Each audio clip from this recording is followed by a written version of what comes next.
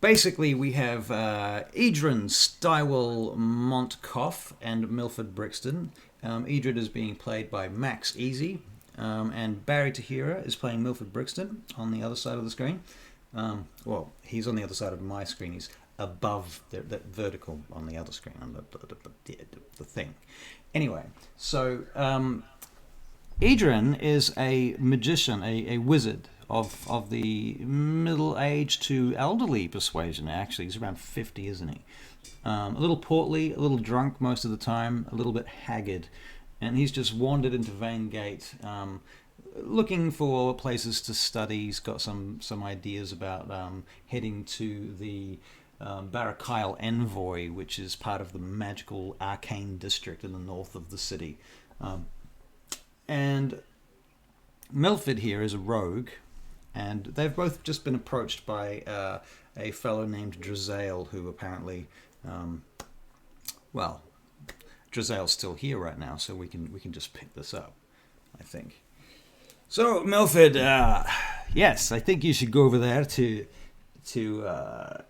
Ansel and have a look. I understand there's some giant bones being uncovered, and as I say, I'd like some more information about what's going on over there. And I think this here, your new friend, would be a perfect accomplice. What part of I work alone don't you understand? Well, I don't know. You've often worked with other people. I've seen you do it before. It shouldn't be too much of a problem, should it? He goes up really close to him and he says, "Are you looking at him?" Who are you looking at? Who are you talking to? I'm talking to to Edryn. my employer Oh, okay, to Drazael. Okay. about the condition of the person he wants me to work right. with. He has a beer belly, for goodness sake. Milford! He puts his hands on your shoulders. Milford, look. He looks over at the fellow and looks back at you and he says, "You only need him to help you get among the other employees there. You only need him to assist you. Alright? I'm not asking you to go and fight a dragon. I'm asking you to find some information about some bones in the other part of the city. That's all. This is not hard. I'd do it myself, but I've got other things to do." All right. Okay, then. Seeing you put it that way and so politely. And I've given you 100 gold. But you should ask him if he wants to do it. You shouldn't put him. Milford, you should stop telling me what I should and shouldn't do. Don't you think? Well, really, I suppose I should. I do apologize. Aye. Have you seen the condition of him lately? Well, that's between you and him. It's not my problem. That, I think, is what they call a you problem, not a me problem. I'll see you later. And he leaves. Time. Yeah.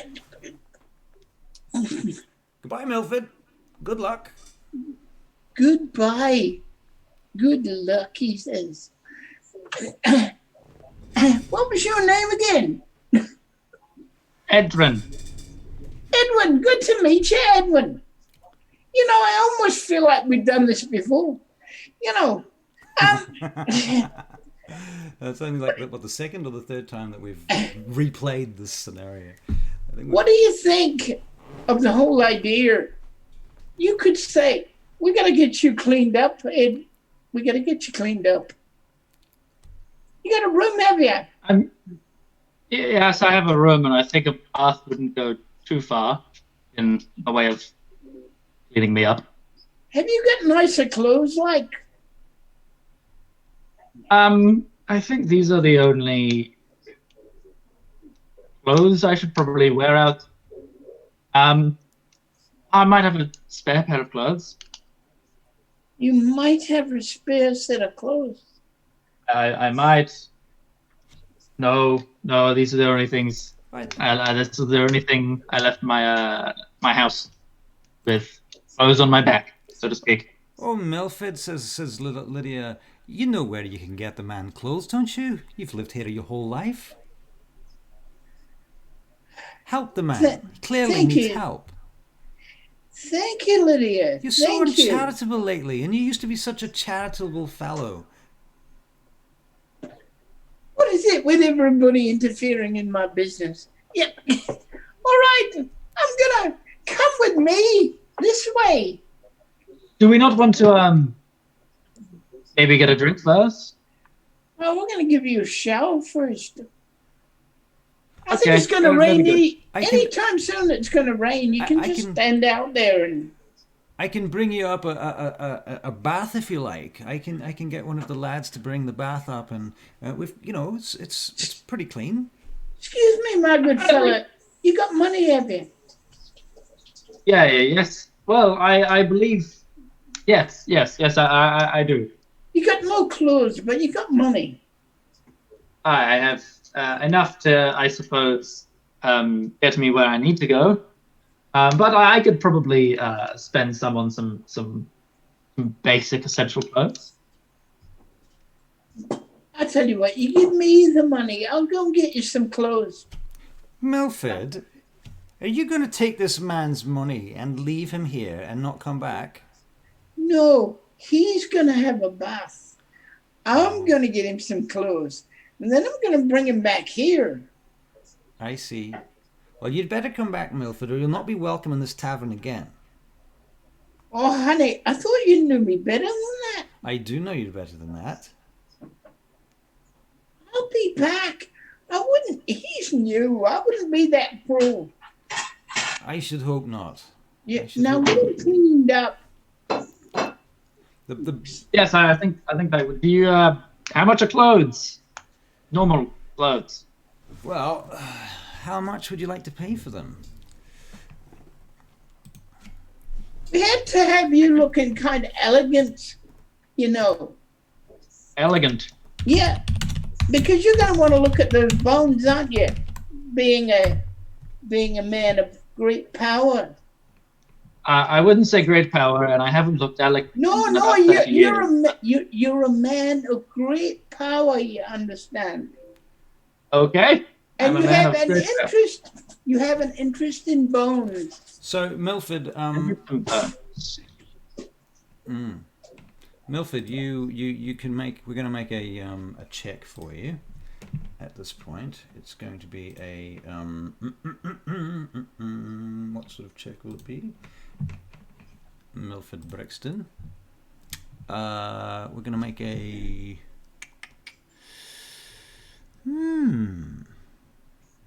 I guess it will just be a straight old intelligence check. Here we go.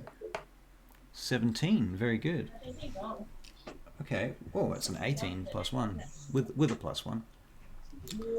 All right. No, it's nighttime. It's night. So what you realise at that point, what you remember, is that there's a couple of places down in the market in the Droob in the Rivertown district where that you've seen some good prices for some sort of nicer noble clothes. Yeah. Lately, what you might call fine clothes. There's a fine clothes store.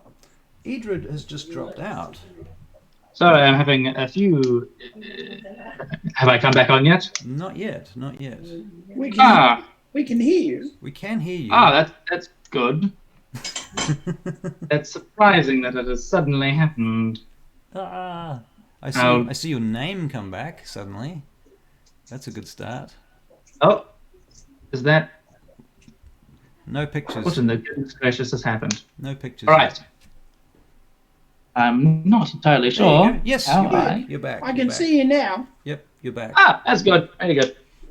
I don't know what happened, but okie dokie. The internet. The internet. Technology. The nebulous internet. Okay. All right. Let's get back to this. So yeah, you know where there's some fine clothes. You know where to buy some fine clothes down in the Droob in Rivertown, Milford. I'll get you some fine clothes. And what about his Thank size, Milford? Have you got his size worked out? Do you know that? I was going to leave that to you, darling. What? I was going to leave that to you. You want me to measure him? Yes. Oh my god, I don't have time for What, this. weren't you a dressmaker at some stage? I was never a dressmaker, Milford Brixton. I don't know what you're Oh talking no, that was Mother, wasn't it? She might have been. I don't know who you're talking about. Oh, just get on with it, woman. Try measuring. I think I'm a medium with a little bit of a. Give me some space for my Oh, that's great that the you're a extra part for medium. me. A medium and large between the two. Nothing too tight fitting. Judging by that belly, I'd say, yeah. Yes, Okay, thank you. we take him up to the room All and right. stuff. So he gets his bath on, and they start bringing buckets of hot water and filling up this metal bath that has these, feet on it. You know the ones I'm talking about. It's I very... borrow some money from him. Can you roll my sleight of hand? Yes, I can throw you a sleight of hand for you. Dun, dun, dun, dun, dun, dun, sleight of hand. Wow. Oh, crap. No, not at all. 25. You pretty much can take anything you want of him at this point if you... Okay, I just take the amount that would make the clothes. Okay, so it's about you figure that would cost about 15 gold pieces for the Yep. finest clothes. Do Yep. you have 15 gold pieces? I do. You do? Okay, well, you're 15 gold pieces down as of now. Already knocked it off. Someone's asking if we're Irish. No, we're not Irish. We're from New Zealand, actually. This is all roleplay. No, I'm not Irish. I'm a Maori. Yeah, he's a Maori. He's a Maori. As far as I'm concerned, I'm speaking with a somewhat English accent, so I'm not entirely sure. Yes, not entirely sure. No, we're just mucking around doing accents because No, that's will you fellas just get fun on of with role it? playing. All right. So Milford Brixton, you're going to head down to the Droob as quickly as you can, and you're going to go and buy some clothes for 15 Yeah. gold pieces. Yeah, we've got his measurements. Right, while you're down there, I'm going to let you make a persuasion check to see if you can actually get them for cheaper than 15 gold. Which you roll a natural 12 plus 3 is 15. I'm going to say you get them for about 10 gold. So you actually are 5 gold up at this point. Good. All right. And you return. Meanwhile, Does his kind have any weaponry that I know of? his kind? Yes. What kind is- wizardy people, do they have weapons? Well, that did you see any weapons on him when you left? Is the question. That's what I'm asking you. The alarm's just gone off. Wow, what is going on now? This The is like, alarm's gone off here. oh my god, this is like the plagued game. This particular session is totally plagued. I'm We're trying to knock out the alarm. just going to mute you for a minute, Barry. It's gone. It's gone? gone. Yep. Oh, that's good. Wow. I don't remember ever having such a hideous experience trying to stream a game. All right. Here we go. Okay. Is it cold in Ireland? Well, I don't know if it's cold in Ireland because we're in New Zealand. Yes. It's nice and warm here. It's pretty warm where we are. Yeah, it's Yeah. warm. it's quite hot actually. Hey, that means we're doing the accents. It does. Really it does. well, it means doesn't it? means people are impressed. Yep. We're convincing Alright. people of our We've got that top of the morning energy. All right. top of the morning. All right. Here we go. Here we go. Okay, so you get back, and Edryn, what are you doing at this point? Have you finished your bath yet, or are you sort of soaking in it right now? I think I'm soaking. I'm just kind of Knock on the door. completely zoned out. Okay, so there's a Just knock kind on the of door. suds. Occupied. It's me, Milford. Ah, very good. Give me a second to make myself covered up, and then I'll let you in. And I get out and wrap a towel around me and open the door. Open Yes. the door. Here's some clothes for you then. Thank you very much. Now, Now, this is the plan. See what you think. okay. Would you like to have a look at the bones from a research point of view? Yes, actually, they would actually be very interesting to me. Okay. So, you could say that you're going down there to study the bones. You would like to go down there to study the bones, and who do you have to see to study the bones? Get permission from. Right. And I'm going to be your able servant. Okay. All right, my lord. Right. Well, that's. I think we can drop the my lord. Really? Not when you dress, Yes. not when you dress like this and you've got change. Change. Yes. I've Right. got change for you. Anyway, try it on, see if you like it. Oh, okay. I'll put it on behind it, either in some cornered area or if there's a I'll screen just anywhere. look out the window while you're dressing. Thank you very much. All right. And I'll put it all on. So what did you get him, Barry? What are the clothes that you actually purchased him? Oh, a nice get up. Well, I got a bit of silk, bit of, just not posh silk, just looking flash. Unposh silk. You know what I mean? Make it look flash, but it's not that, if they really take the time to have a look. Okay, so you kind of all right. Yeah, Okay. it should be enough to get him through, All right. All right. All right. Fingers crossed. Well, thank you very much for this lovely new costume. Oh, here's the About- change. Here's the change. Oh, that was changed. Oh, thank you. Thank you. I don't entirely remember giving you money, but I'm a bit tired, so Oh, it dropped Thank out you of very your much. pocket. Don't worry. Yes, New Zealand is where the hobbits come from. Yes. Sorry, just Yes. replying to the chat. We're in fact all hobbits. Yes. No, you speak for yourself. I can show you my hobbit feet, but probably no one would appreciate that. well, I don't know. I could also show my hobbit feet. That's true. Shall we show our hobbit feet for? Oh wait, hang on. Our feet? Oh, so I see. I have hobbit feet. Hobbit feet. Oh, Hobbit- feet. hobbit feet. Ah, very clever. Hobbit feet. Yes, halflings, excuse you, rather. Apologies. Yes, we don't talk about hobbits. My hobbit slippers that I thought we were talking about. Anyway, Yes. thank you very much for this lovely new costume. Yes, I think we can drop the Lord stuff. I don't think that's entirely necessary.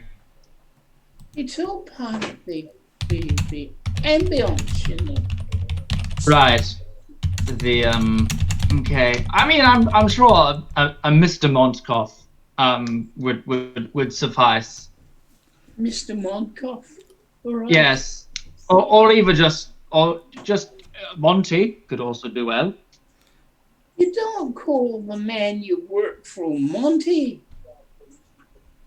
You call Unless him Mr. Monkoff.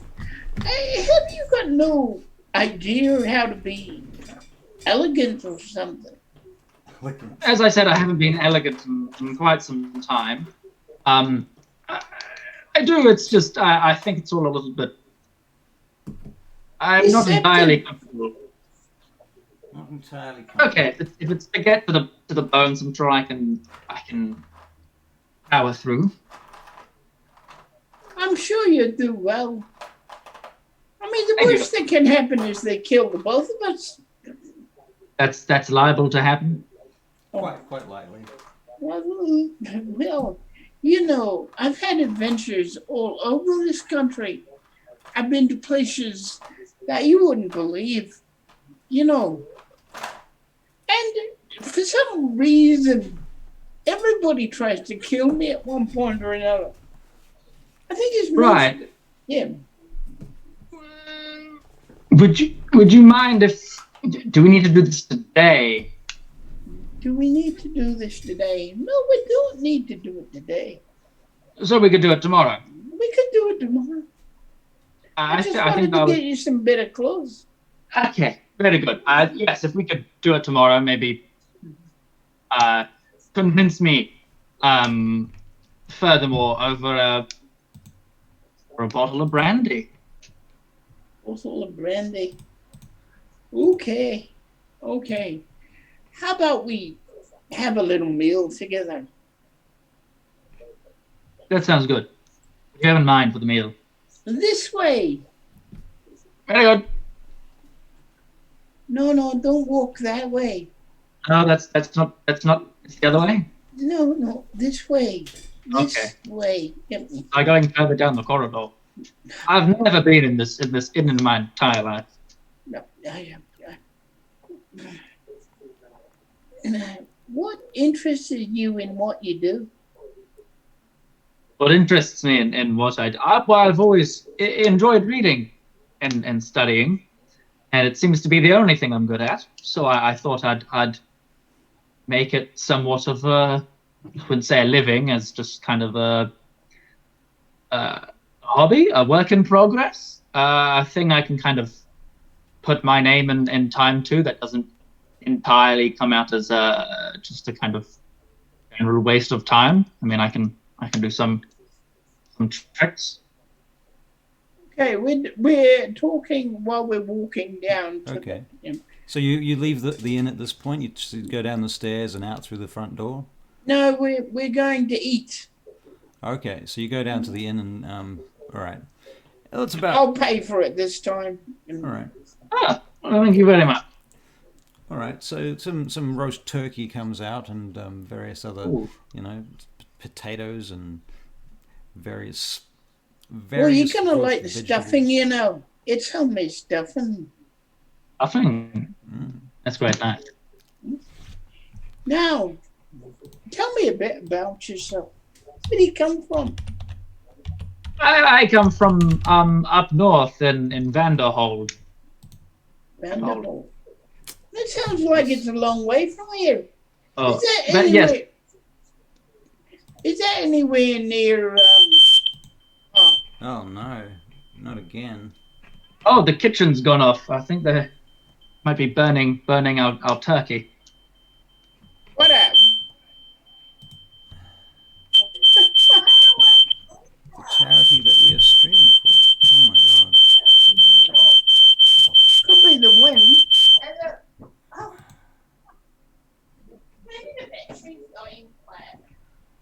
Okay, right. Sorry. Okay, so you were telling me a bit about yourself. Yes, I come from Vanderhold, up north. Vanderhold. Oh no. Okay. This. Barry, I'm muting you until it goes off. You can unmute yourself when it stops. That's very irritating. Okay, so anyway, I've just been doing some quick research on medieval food and such. So, mutton, beef stew is what is on the menu this evening, along with various breads of oats and barley, some leafy vegetables including leeks and spinach, and some green. How do you say that? Chesses. Chesses. Green chesses. I assume that's how you say it. I don't know. I don't like that stuff. As for the charity, somebody asked which charity we're streaming for. Well, we were streaming for Gaming for Charity, which I'll flick you a link for right now. It should actually be on the Twitch stream, but if it's not, I'll just flick you a link there.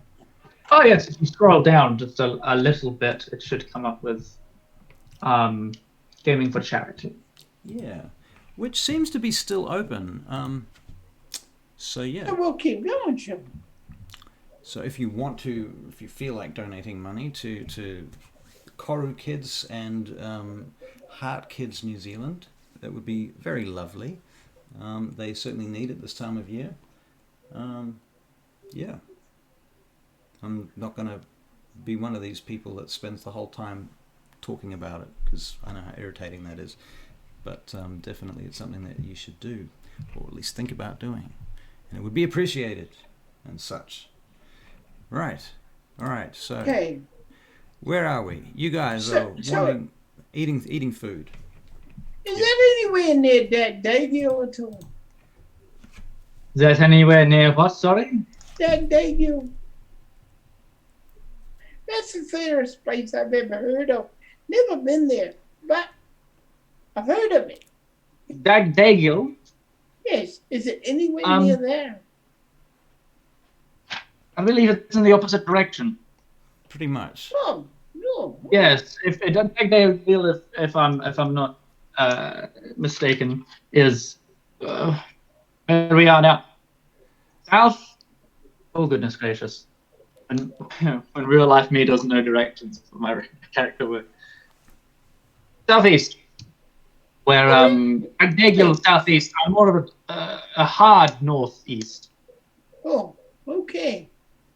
Okay, so here's my next question. You know how to look after yourself, do you? As far as if somebody comes to punch you in the nose, you know what to do to it. I suppose I've never really gotten myself in one of those. Well, I have, but it didn't really turn out quite well. So I think I know what to do now. Don't get hit, really, is I think the number one tip. That's your theory, is it? Okay. Okay. So Milford, as you're having this conversation over your beef stew, you notice. Well, let's see whether or not you notice something. Oh dear, a 3, a 4. I don't notice. You apparently don't notice anything. So there's that.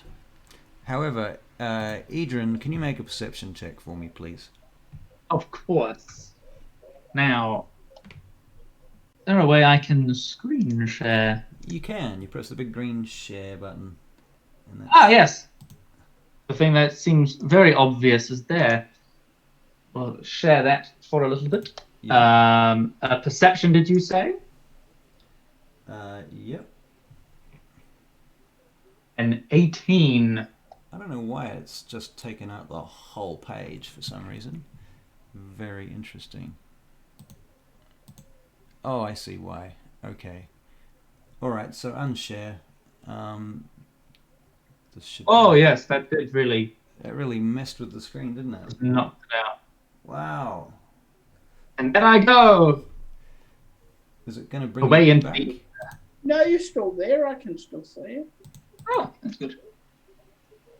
I don't know from my point of view. Think about it. This is Okay. very strange.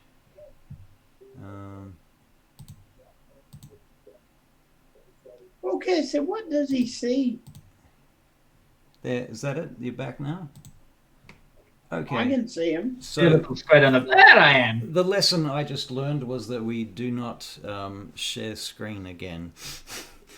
No, I will. I'll just roll normally like a. I'll just roll. Yep. No worries. We'll trust you. So sorry for you, to the audience, anybody that's foolhardy enough to be watching this at this point, and sticking around. We're still learning the ropes here. No excuses, but that's how it is, unfortunately. So we're doing our best. But we can only get better. That's the good news, is we can only get better. We can't get any worse. Okay, so crossing our fingers, right? we can't get any worse. Fingers crossed. Right. Okay, so you are eating and discussing. And I rolled an 18 on a perception. Oh, right, you rolled your 18 on your perception check. Okay, so you notice, because you're sitting on the opposite side of the table to Milford, a short figure comes into the room with a hood on and crosses over to the bar. Apparently you can hear the sound of rain. Since you had your bath, it started raining. And the short figure walks over to the bar and says something to the bartender. You're not really paying much attention to it because it's just happening in the background. So what's got you distracted then? A hooded figure of a smaller stature just walked in. I've also noticed that it's raining. We've been inside for quite some time and the weather seems to have turned. Ah, yeah. Well, I should pay more attention. I'll look around for a hooded figure that he's been talking about. Yeah, you see the short figure standing over by the bar. It turns and looks at you. You recognize him. He's a halfling in the employment of Drazael.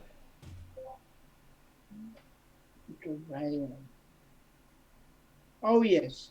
Oh, yes. I remember him. I give him a nod, acknowledgement. He gives you a hard stare in return. Oh, I wonder why he's watching us. A fellow of yours? Oh, he's someone I've met, and that. I told you I've traveled a bit. I've seen Yes, him and before. you also mentioned that a lot of people you seem to meet on your travels want to kill you.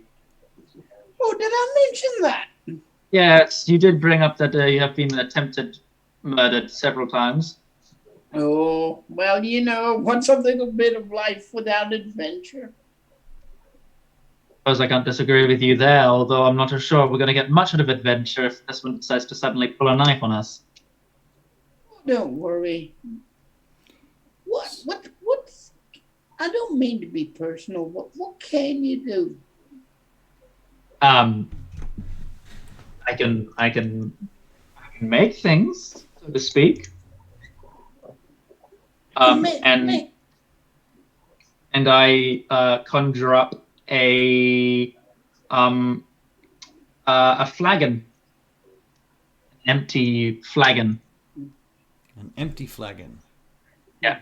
All right. I don't have anything in it. It's just an empty flagon. What do you use to conjure this with? This is an illusion spell, minor illusion? This is minor conjuration that I get from my school. I can make something that is no larger than 3 feet on one side and no more than 10 pounds in my hand or in an unoccupied space within 10 feet. Ooh. So I conjure it on the table. So where did you learn to do what you can do? Did you go to school or something? Oh, no, I was luckily I was outfitted with a little bit of library privileges and was able to get myself some books, and I've been slowly but surely working my way through these books, learning as I go. That was possibly one of the first things I learned, was just to conjure something, especially in this specific school of magic. So you're a brain then? I like to think I am. I have a little bit of a brain. I don't have much brawn. And I'm definitely don't think much of a people person either. So I guess that's my a redeeming feature is my brain. Ah. Okay. Well. So at that point, the halfling finishes his drink over by the table and kind of starts sauntering over in your direction. The time, by the way, it's about 6 o'clock at night now. I believe your friend is coming this way. Okay. Just follow my lead. My advice is be as polite as you can. He might not answer you because he doesn't talk much. That's fair. Have a drink on me. Thank you very much. That's just down the hatch. Right now. Right. I wait for him to get closer. All right. He gets over to you guys. And he says, Milford Brixton. Mm-hmm. Your employer, I believe he paid you 100 gold today. Is that right? He did. What are you doing here, drinking and eating? Making a plan. Oh, I see. So you didn't think some reconnaissance might be in order? You didn't think there might be any kind of necessary need for expedience? Are you telling? Do I tell you how to do your job? Really? I'm literally doing my job, Milford. I'm here doing I know, but I don't say you should be not noticed over there. I'll let you do your job. And he needed a few things that he didn't have before I do my reconnaissance. By the time you get around to it, there might be nothing left. Get a move on. I'm only going to say it once. He walks off. Lovely. It appears that my friend wants us to get moving. So I tell you what, we'll start heading that way, and I'll start doing the reconnaissance. Okay. Sounds good. I go up to the one of the either the proprietor or the barmaid at the bar. All right. Mm-hmm. I say, hello, could I potentially borrow or even purchase a candle? A candle. All right. Yeah. I can give you a candle. There should be one in your room, actually. Ah, very good. Very good, and I'll use minor conjuration to conjure up a lantern, and going up to my So house, my room. How big is a lantern? did you just do that in front of everyone in the bar? Oh yes. Okay, so you did. Okay, so a few people kind of look over at you, and tones sort of go a little hushed. And you notice there's definitely a kind of change in the atmosphere as you do that. Milford, you probably noticed him do it as well. Go over to him real quick and go, you better come with me now. Okay. Is there a issue with magic Ooh. conjuration? Doing magic openly like that can get you in serious trouble. Ah, that's good to know. Okay, we'll just keep moving in our direction then. Okay. Should I not go get the candle from my room? I'm sure we could buy one somewhere around here. Okay, that sounds very good. And I kind of nod to the people if there's anyone still staring. I kind of nod. Okay, so yeah, a couple of people kind of watch as you leave. It doesn't seem to have affected everybody. There's a few people that seem to be fairly nonchalant about it. They don't really care, but a couple of people are a little bit like, wow, what the hell just happened? Right, and so you guys pour out the front door, I assume. Yes, and I go to the this place where you buy the market. The market. Okay, so Yeah. all right. So you're going to go to the most local close market, or you're going to go to the Yeah. cheapest market? I'll go to the closest market. Okay, there's a wee market just down the hill on the corner, just on the corner of the Thrasis region and Sylvia Shan. Your candle, does it have to be special? No, but I think while we're out here, I might as well just get a lantern itself. This thing only lasts about an hour, and I think we might be out for a little bit longer than that. Oh, I think so. Okay, right. He looks for a lantern. All right. So you go around looking through the market, and of course, at this point, this market's beginning to close down. But the night markets are further away if you manage to miss it. So I'm just going to see what happens. Okay, so you see a stall that's just beginning to shut down. There's a fellow closing up things, closing boxes, emptying things back into his cart, closing boxes. and what have you, and you see a lantern being put into a box, and you screech over there just in time, and he looks up. Hey, Sirs. excuse me, sir. Alright. How much is that lantern? That lantern there, well, if you just hold the line. Please hold the line while I look up the cost of a lantern in D&D. I'm assuming it's going to be a couple of silver.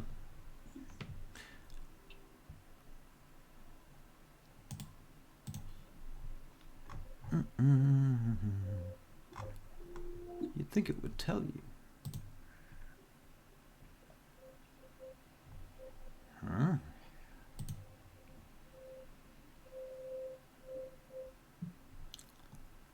Nope. Alright, well, I'm going to say 5 silver pieces.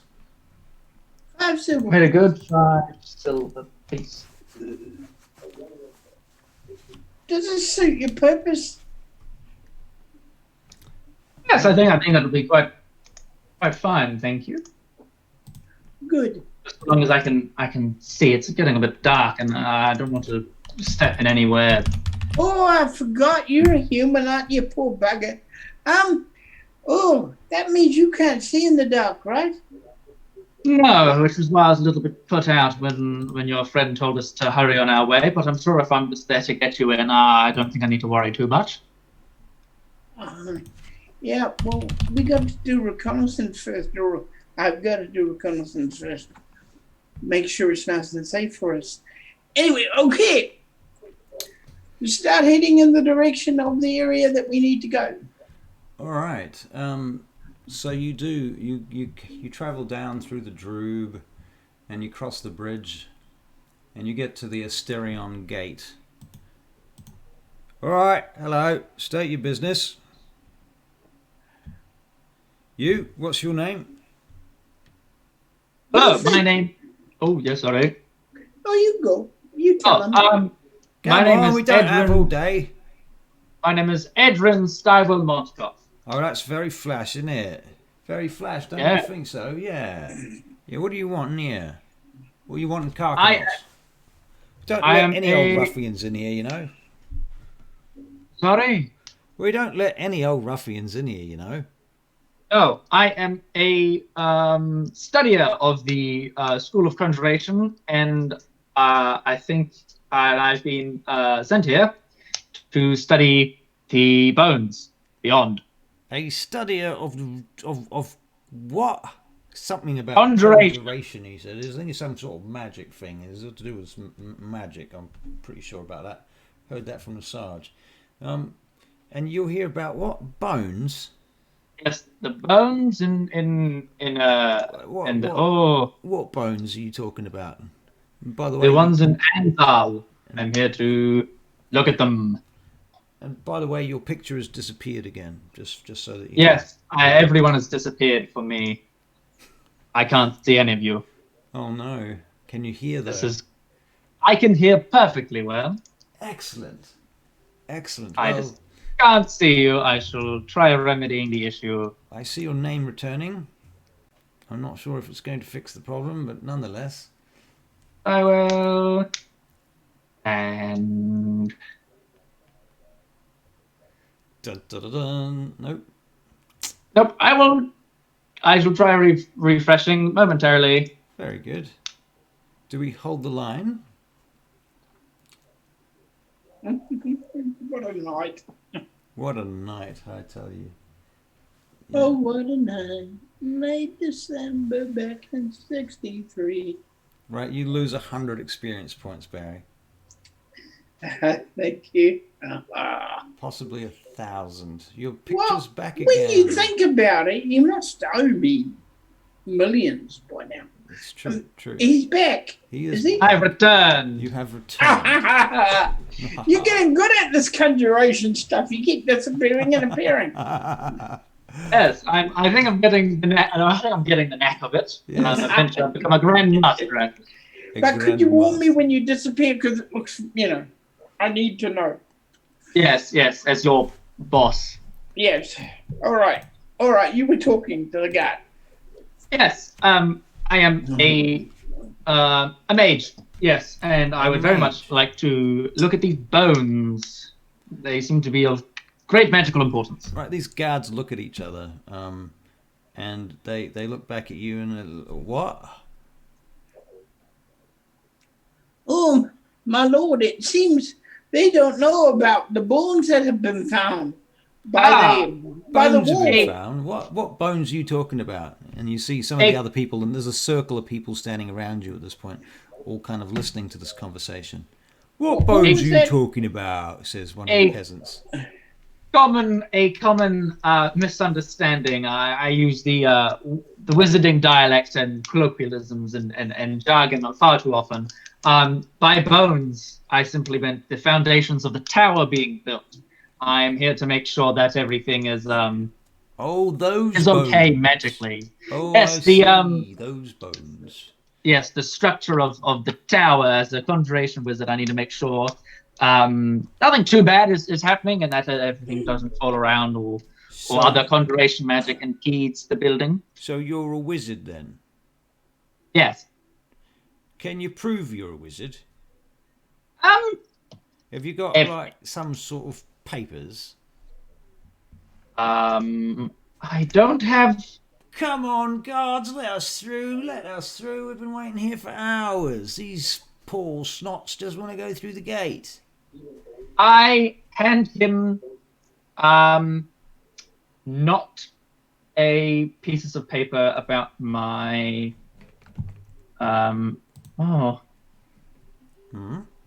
where has that gone? Oh, I believe. Hang on a second. I just want to quickly find something. I believe I should have this, but I don't think it's in my equipment. In the name of the steward of Raxtharsus, let us through the gate, please. Yes, I hand him my scroll of pedigree. Scroll of pedigree, oh my. All right. He opens it up and looks at it. Would you like to make an insight check for me, please? Yes.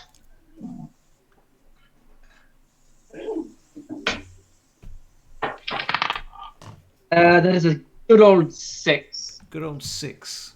All right. Milford, would you like to make an insight check? Yes. Very well then. Milford Brixton. Insight. Here we go.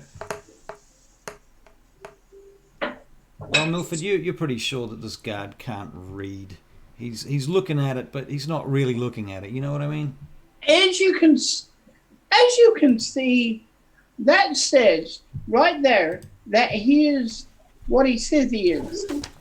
Absolutely. Oh, yeah. And things are backing up. So we'd like to get going if that's all right. I know. It's too much for the brain to take, isn't it? All right. He hands you your paperback. Get inside then. Off you go. Thank you very much. All right, and you guys pass in through the Ostorian gate into the Elven Garden district. You notice that on the other side of the gate, because on this side of the gate there's a bunch of humans basically trying to extort everyone that comes through the gate, the human guards of Vaingate. And on the other side of the gate, the guards are elves, and they are dressed in full plate armor. And you're surrounded by these beautiful gardens that are lit by floating lamps and lights. It's quite magical. And the rain falls in this fine mist among the plants and trees. And the place seems to have been sort of designed to look like an old wood elven home, if you like. In these various tiered gardens and what have you. And the road takes you up through to the Carcanos Gate and around through to by the Palatial District and through to Ansel, which is of course the Arcane District and is surrounded by towers and various libraries and other sorts of faculties.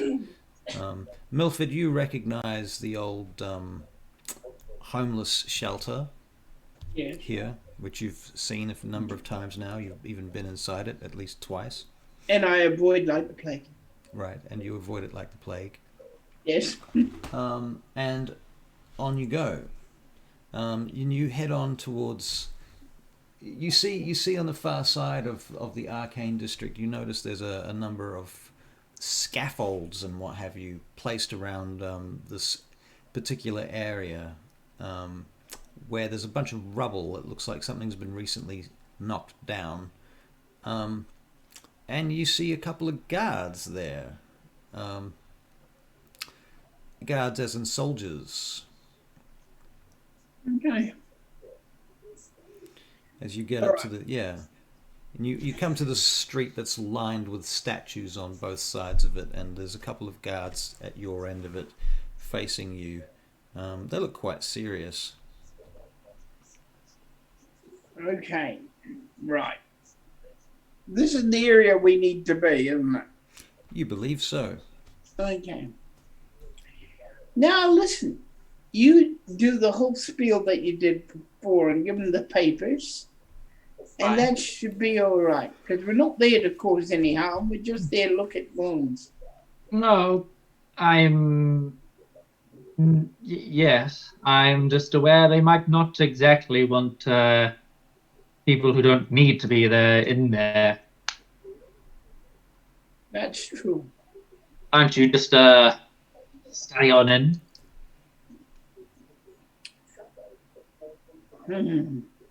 Or should I at least? I'll try to get us in. I can't promise anything, but I'll do my best. All right. I'll go up to the guards and I'll say in Elvish, "Good evening." Guard looks at you. And good evening to you, sire. I am my name is Edryn Bonskoff. Me and my compatriot here, Milford, we are here to examine the infrastructure and the ground surrounding of the tower that is to be built upon here. Are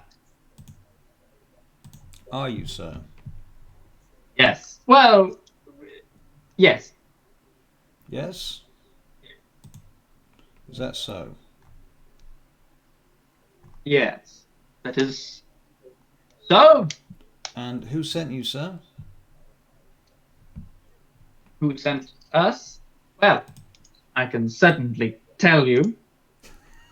The person who sent us was the Barachiel Envoy. The Barachiel Envoy sent you.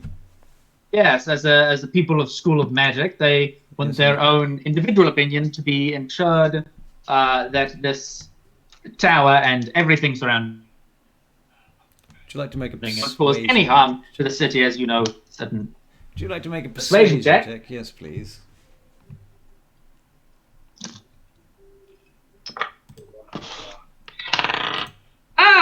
A natural one. A natural one. Oh, jeez. That was so good.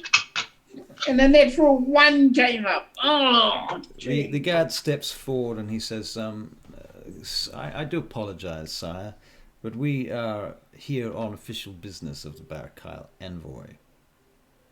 And they didn't tell you about me. We've been informed not to allow anyone to enter this district without express permission and papers. Right. Okay. Specific papers, I assume? Papers that just say, this person is allowed to go in here. Don't not let him in. I'm sorry, sir? Just the paperwork, I assume, is just stamp and sealed saying this person is A-okay to come in by decree of the Barachiel Envoy. Well, sir, I would say that if I was to see the paper, I would be able to tell you whether that was the correct paper. However, I'm not liable to explain or otherwise give away any information regarding the paperwork that would be required. That is fair. Apologize. English, Elvish is a second language, so sorry if it comes off as rather broken. It's as you can imagine, trying to perfect a language in a very limited amount of time can be somewhat come across as a little bit broken. I will confer with my compatriot to make sure that we do, in fact, have the proper paperwork and that we didn't, in fact, leave it elsewhere. I go over to Milford and I say, particularly, they said no. We need paperwork. Is there any way you can vomit up some paperwork?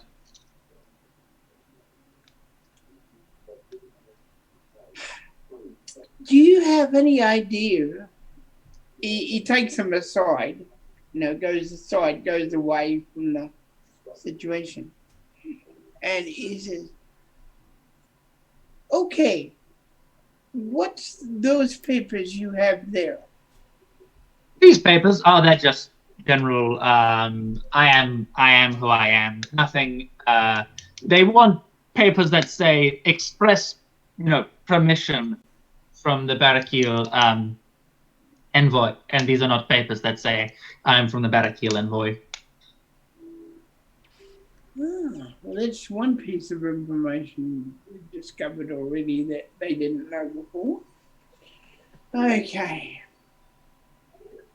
looking at the situation, Russell, is there any way round?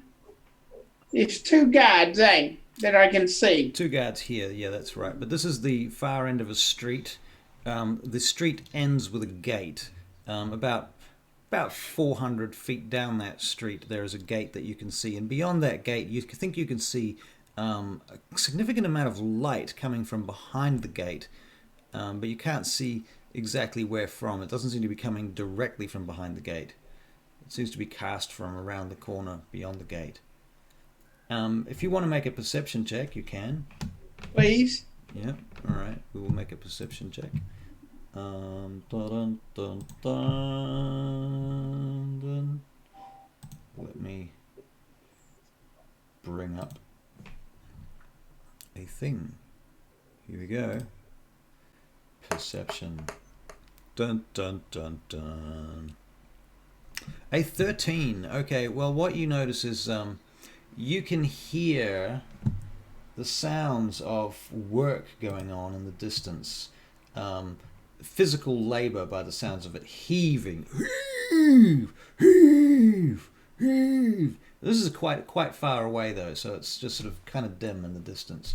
And every now and again you hear the sounds of like something wooden creaking or possibly ropes and things as well.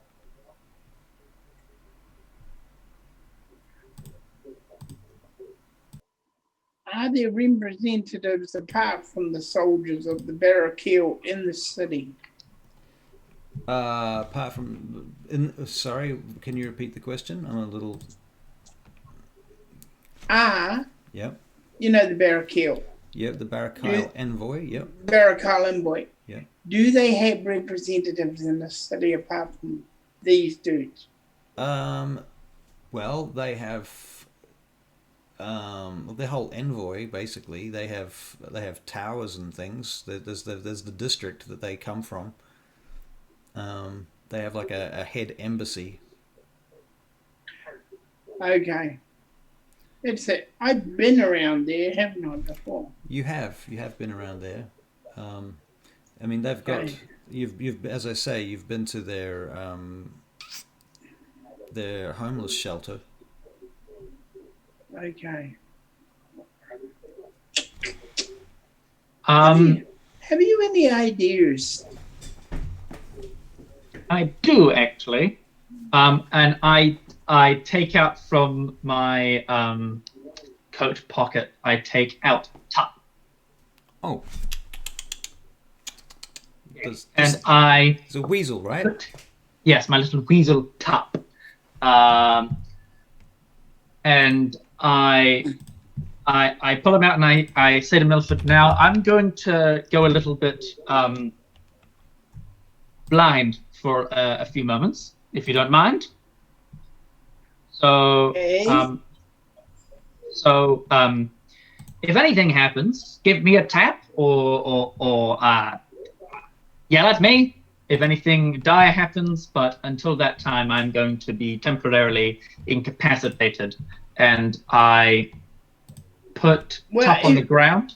If you're Yes? going to be like that, then we should hide you away a bit so no one can see you. I put him in a place where he can't be seen, but he can do what he is to do. Okay. If you know, yeah. Okay, now you can do that here. Okay, very good. And I put Tup down, and I'm gonna, as an action, I'm gonna start seeing through Tup's eyes. All right. And I'm going to telepathically tell him to scamper through the past the guards and into the construction area, all staying within if he can try not get too far. I want him to stay roughly within 100 feet, but still trying to get through the construction site, or at least in an area where he can see the construction site. Okay, so first of all, between the guards and the gate is a distance of about 400 feet. Oh, so that's quite a way away. It's a long way down that street. And it occurs to you probably at that point that these guys being, they're mages, they know these tricks. Right, okay. Yes, if it's 400 feet between them and the gate, okay, that's fine then. I come out and I say, it's a little bit too far for me and Pup to stay and communicate. Okay. And I don't think they're going to want anything coming through. Can I go on the wall? You can try and climb up and parkour your way around to the side and stealth your way there if you want.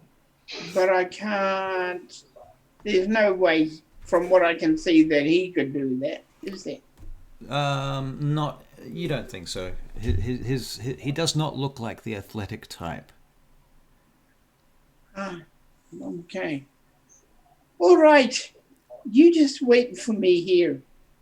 If anything goes wrong, then do something to distract the guards or something. Yes, I'll keep a watch out, and if I hear a fumble, I'll do my best to distract them. All right. And don't you let yourself get in danger, you understand? Bugger off. I think I shall. Yes, I shall make a swift escape if I can. And I'll find you back at the end then. Sounds good. Well, good luck, Milford. Try not to get yourself killed. I'll do my best. Okay, let's start parkouring the hell all over the place. All right, so you're gonna basically make your way down a side street. First of all, we're gonna make a series of checks at this point. So this means I need to bring up your character sheet.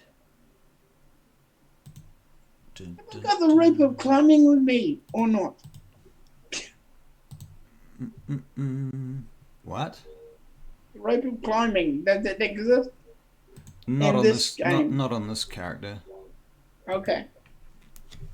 Okay. Dun dun dun. Okay. So it wouldn't help anyway. Okay. All right. So you're gonna make an acrobatics check. Yes. Come on. Oh well, that's just exactly what you didn't need. A natural one. Okay, so you go to start climbing the wall, and a bunch of loose rubble just comes out of the wall, and you come sliding down and crash on your ass. But does it cause people to move around and? Well, let us make a stealth check to see whether anybody notices this. Well, because you rolled a very high 22 for stealth, we shall say that this is in an alleyway, that there is nobody looking. Not a soul hears this. It's very quiet where you are. Okay. So you kind of get back on your feet and dust yourself off again and shake yourself out. and get those kinks out of your shoulders. Yep. And I'll look for another area. all right, so you go moving along the wall a little bit further, and you might have another crack at this. Probably should be using athletics to climb walls. Actually, it's a strength check, not an acrobatics check. So we do that. Oh, very nice. Okay, so 15, you managed to get to the top of the wall. And you look around. We'll make a perception check. Yeah. Yeah. Okay, well, from where you are, there's another higher wall that's kind of close to you. And if you can just leap to that wall, you're pretty sure you'll be able to see over into the area that's being excavated. So you might want to, from here, you probably do need to make an acrobatics check. It's a bit of a run and jump. Okay, Across a bit of a span. Running and jumping and... Just running and jumping and praying at the same time. Right. Now, it's a bit wet and slippery. Yeah, okay. But do you want to use anything to help you with this, or...? My claws. Right.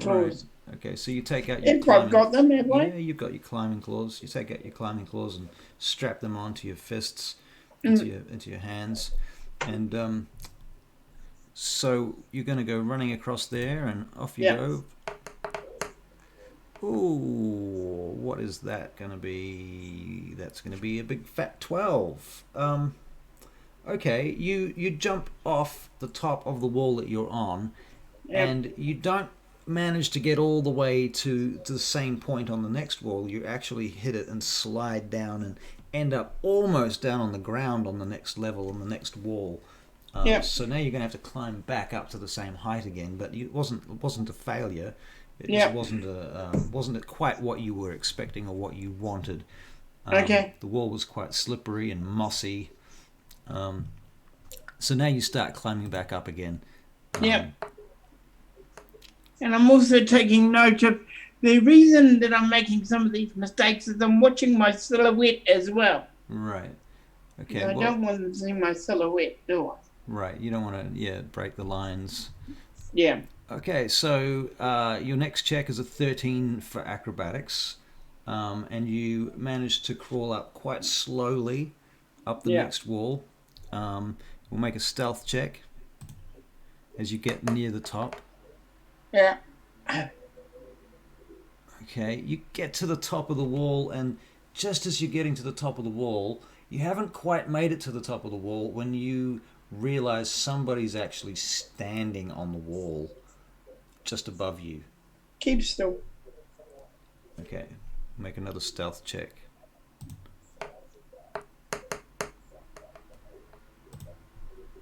Okay, this is an 18 plus 5 is 23. Okay, you sit there and you don't even breathe for a couple of long moments. And then you hear the footsteps across the top of the wall start to move off. And I peep up a bit. Okay. To have a look. You peep over the top and you see a robed, hooded figure walking along the top of the wall away from you at this point. Okay, so I'm going to explain it to you. I'm grabbing the wall. Yep. I'm not going to pull myself up. I'm going to move along the wall. Sort of sideways? On. Yeah. Sideways across the wall? Okay. Yeah. All right. How far are you going to do that for? Until he's out of my sight and I'm out of his. Okay, you managed to achieve that, and you can no longer sort of. You're pretty sure he must be out of sight by now. Okay. In fact, you go around the side of what must have been once some sort of guard tower on top of the wall there, a sort of protrusion. Yeah. Bear in mind that this whole area has been smashed recently to be rebuilt. I have. That's why I'm being so careful. Right, and there's puddles and things even on top of the wall now. Yep. Okay. And luckily you've got dark vision, because otherwise you'd be fucked. Okay. All right. So do you eventually climb on, or Yeah, I eventually climb on. All right, and I'm imagining you're sort of sliding on very low over the Yep. side of it. Yeah, Without I'm standing keeping up. as low as I can. Just going to roll onto the side of it. Okay. Yeah. All right. And you look over the wall, and you see a layout that looks something like this. Can you see the map at all? Has the Not. map disappeared? Hang on. No, Yeah, hang I think the on. map's Hang on. I gone. might be able to get the map up by clicking on it.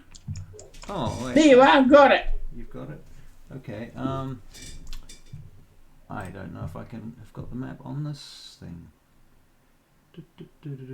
I'm looking at something that looks like a map. It's got a blue blob. Yep.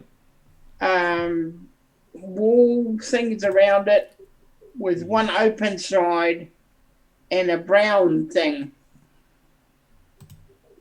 Uh-huh. It looks like a starfish gone wrong. Oh, that's nice. Well, that's the best way to describe it. Right. Well, that's a tree, actually. It's a tree. Yeah.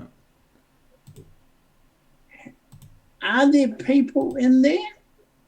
Are there people in there? Workers? People like that? Yes, there are. Yes, there are. Okay. Hang on a second. I'm going to remove that. Never mind about the map. It's too hard trying to get that to happen. Okay. Right now. We'll just use this map instead. Okay, so you look inside, and yeah, there's this old burnt-looking tree. There's a couple of big puddles around the place. It's very muddy. You see a big pit that's been dug out, and you can see a bunch of workers moving around. They look like humans and dwarves mostly. And they've got face coverings. And you see a number of figures standing around with robes on the side of some of the walls and structures there. You can see there's a scaffolding that's kind of being erected around the pit. And you can see something that looks what you and I in real life would know was a crane. But you probably don't know enough about construction to know what a crane is in-game. Okay. Although you could make an intelligence check if you want. I'll do that. Alright, we'll do that. I'll just do a quick roll here, and it's a 17, which is plus 1, 18. Okay, yeah, you pretty much work out what that must be for. You've just discovered what cranes are. It's a very primitive crane with some pulleys and ropes, and it's made of wood, and it's basically just a pivoting thing that has leverage and such. You know what I'm saying? Okay, yes. Right. And from it, they are extracting. You look over and you see in the mud, in the hole, something shiny and white and long in the mud. Can I get any closer, do I think? You think you might be able to get a bit closer? I'll risk it. Right. Okay, meanwhile, Edryn, what are you doing? I am kind of keeping an ear out for any sign that something might be going wrong and that I need to make a distraction. Okay. I might...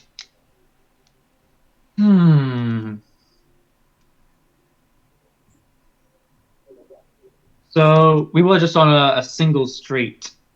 Yeah, there are other streets that approach that area. Okay. Could I, using Tup and going blind and deaf, have him quickly scurry if there's any side alleys just through and look down and see if there are any other street level entrances to this area that might not be guarded. Right, that you might be able to get it Just in closer. case. Right. Yeah. Okay. I'm not expecting much. Right, fair enough. Well, I'll tell you what. You find yourself a nice little spot where there's nobody around in order to pass out. Right, and so you pass out on the steps of some ancient-looking altar, in this area, among the ruins, and the rain, of course. And you enter Tup's body, and you scurry off, and you can make you run up some walls and things. You can make me an investigation check. Now, since I'm only giving him telepathic commands, Yeah. would it be my investigation or would it be his investigation? Right. Good question. I think we'll use his investigation at this point. Okay. That is a -2. That's a -4, so hopefully he rolls relatively high. Wow. 18 -4 is a 14. Wow. Okay. Well, he comes back, and you get this visual image of this area between two pillars, where you think you can get over there, climbing across a rooftop.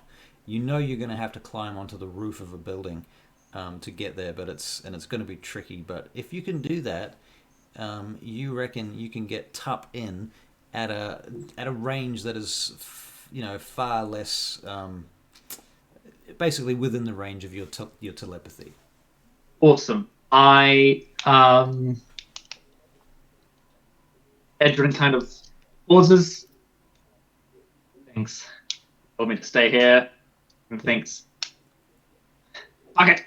And he goes off to this building that he has to climb. All right. Okay. Do you have any tools for climbing, or are you just gonna do your best? Not in the slightest. That is a ritual, but I don't think I can stand on it.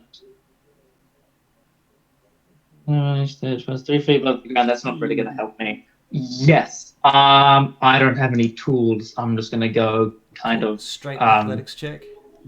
Straight, just. All right. Climbing. Let's try the athletics check.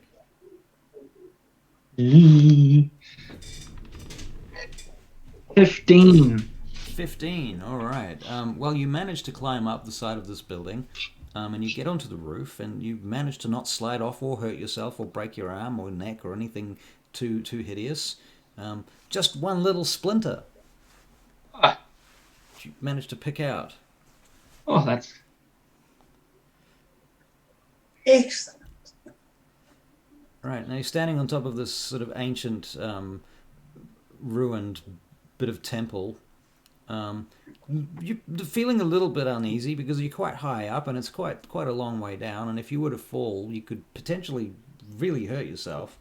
yes. But from here, you need to move along the top of this wall and get to the intersecting wall.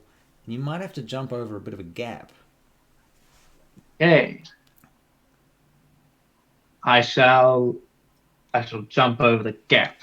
All right. Brace myself, and I'll jump for the gap. All right. Give us an acrobatics check or an athletics check, whichever is highest. I bet they're both. Surprisingly, it's acrobatics. A 12. Okay. You leap over the gap and basically wind yourself landing on your gut on the other side. Can you make probably a stealth check just to make sure you don't sort of make a big noise upon your contact with the other wall? Yeah, look at that. Stealth check. Stealth check. This one is also 15. Stealth check in pain. Painful stealth. 15, you say? Very nice. 15. 16, did you say? Anyway. No, 15. 15. Yeah, Oh, you're right with 15. In either case, you do very well, and yeah, you made it. Okay, so you managed to climb up onto this wall. Oh, not feeling too great. A little bit nauseous from the impact. And you can sort of lie there and pass out, and Tup kind of can run off from there. All right, so Milford, you're looking for a way down into the zone, aren't you? Yes. Right, and what are you thinking about using for stealth? It's getting very dark over there. What am I using for stealth? Yeah, what were you hiding behind the burnt tree? Are you rolling in the mud? Are you Oh, if crawling I along can the remember, I'm ground? just trying to figure the map and what he'd do. Yeah. I will use hide in the shadows. Is there much shadows? Well, it's nighttime and everything is lit with firelight. Okay, so Um, there's I run a. Let's try for the tree. Actually, I'm going to just amend that. There is some firelight, but you realize it's not all firelight. There is centered over the top of the hole itself is a globe of light, magical light that's cast out in a 30-foot diameter from that point, shedding dim Okay. light beyond it. Right, I look carefully and figure out where the shadows are and whether that will help me at all. Well, the shadows are in a circle Yeah, around the middle. so I could go round the middle and be all right, Yep, but as soon as I got into that light, I'd get seen. for sure. And also, you know that these guys are mages. Yeah, they might have all kinds of magical traps. I hate magical shit. Why am I always fighting against magical shit? Okay. All right. Go down. Now, from the part of the wall I am, is the tree close? The tree is about 25 feet away. Will it enable me to, if I got into the tree, would it enable me to see what the white stuff is? Right. Good question. You think it might? It probably would help. Yeah. Okay, I'll try and get to the tree. All right. So we're gonna make a stealth check. Yeah. Dun dun dun. Stealth for Milford Brixton is a 13 plus 5 is an 18. All right. Okay, so you watch everybody and you move when people are not looking in your direction. Basically it's timing and shadows. I should be saying that, shouldn't I? Yes. Yeah. And you get yourself over to the side of that tree. And now you're going to climb up the tree, I assume. Yeah. All right, so that'll just be a straight out athletics check. Yeah. Oh, very nice. I got the claws, don't forget as well. You don't even need the claws. You zoom up that tree with athletics at 22. Okay. You climb your way up there. Okay. All right. You're so quiet that as you get up the tree, you realize that there is a raven sitting in the tree that hasn't even noticed you.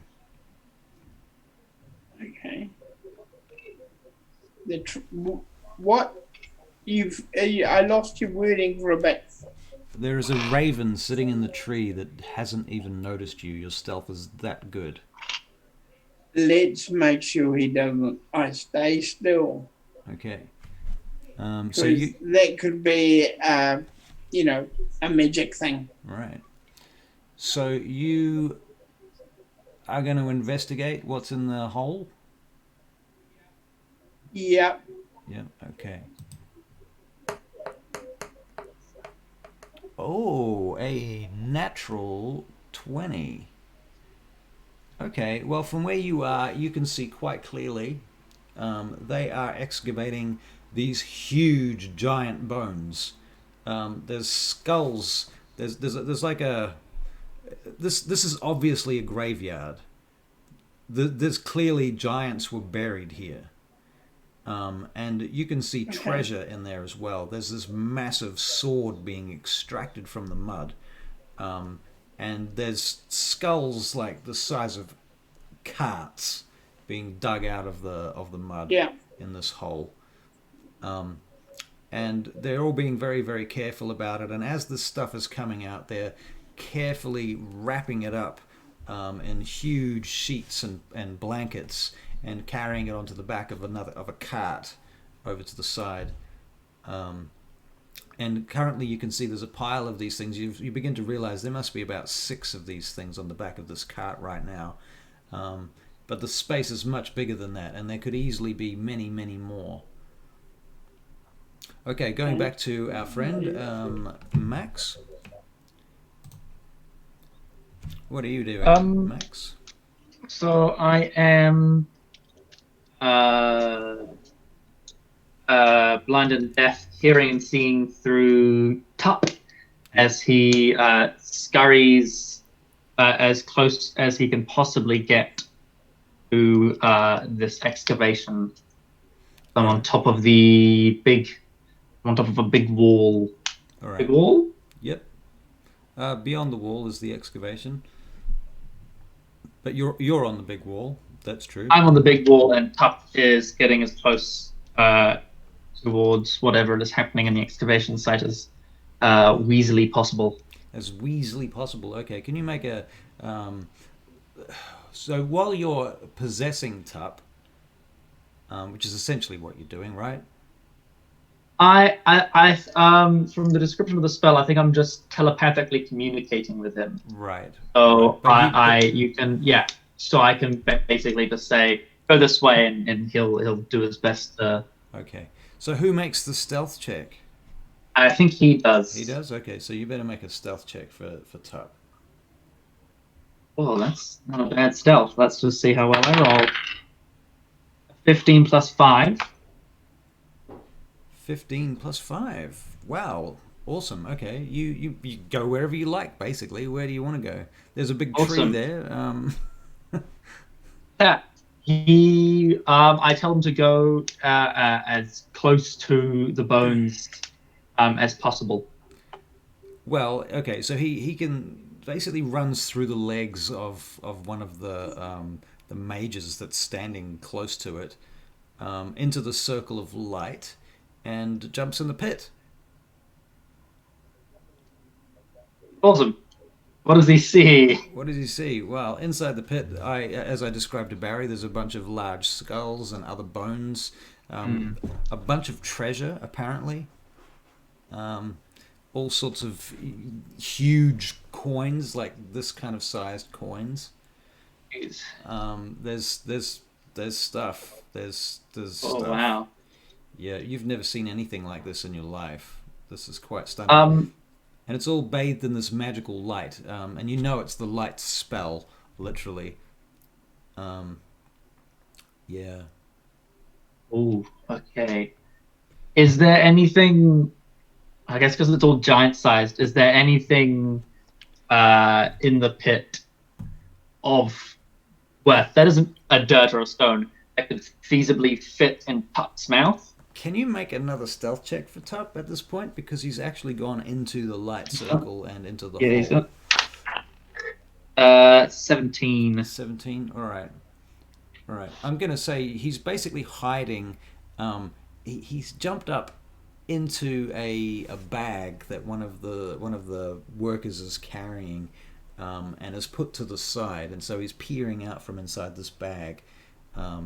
And is hiding in the shadows there, right there in the middle of the dig site, in the pit, and managed to go unnoticed the whole time. Oh, beautiful. He's a legend. Okay. Meanwhile, Barry, you're still up the tree. Yep. What are you doing? I have now the thing of my job. What was I told to do? Find out what they're doing. Yeah, gather as much information, find out who's doing what and why. And what it is that they've found, what's all the fuss about, basically what's going on, because nobody knows. This is all very top secret. Whatever's going on here, the Drazael wants to know. Drazael wants to be informed. I basically found that out, haven't I? You might say so. You mean you could get more details, specific details, maybe if you stuck around, but you've got the basic underlying questions answered. Okay, I'll stick around and see if I can hear people talking.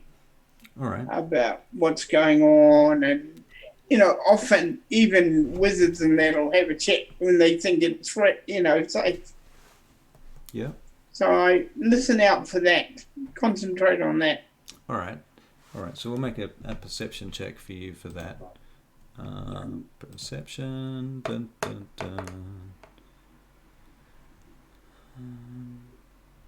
It's a 10. You hear some conversations, and they seem to be centered about. We think we need to uncover this whole area. We think it might take about 6 or 7 days to get the full to understand the full extent of this mass grave. That's the term that they use, mass grave. Okay. Okay. And meanwhile, Edryn, what are you doing with Tup here? If there was anything around magical or valuable or anything that could feasibly fit in his mouth. Right. Can you make some suggestions as to what that might be? Like, if there's like because all of this is like giant-sized, eh? Yeah. So if there's like a giant necklace, there's just like a small piece of gem that's hanging off the main necklace that he can feasibly put in his mouth, kind of unhook and then scurry off. All right, you can make a stealth check and an athletics check for Tup. Okay, stealth and okay. Well, here's the stealth. That's a 17. Wow. That's the stealth. Now let's have a look at it. Athletics is a -4. Ooh. It's a natural 1 for the athletics. Oh, okay. He slips and falls into the mud right next to where a large pick is coming down, and it kind of lands right next to him, and he needs to make another athletics check not to get smacked with it.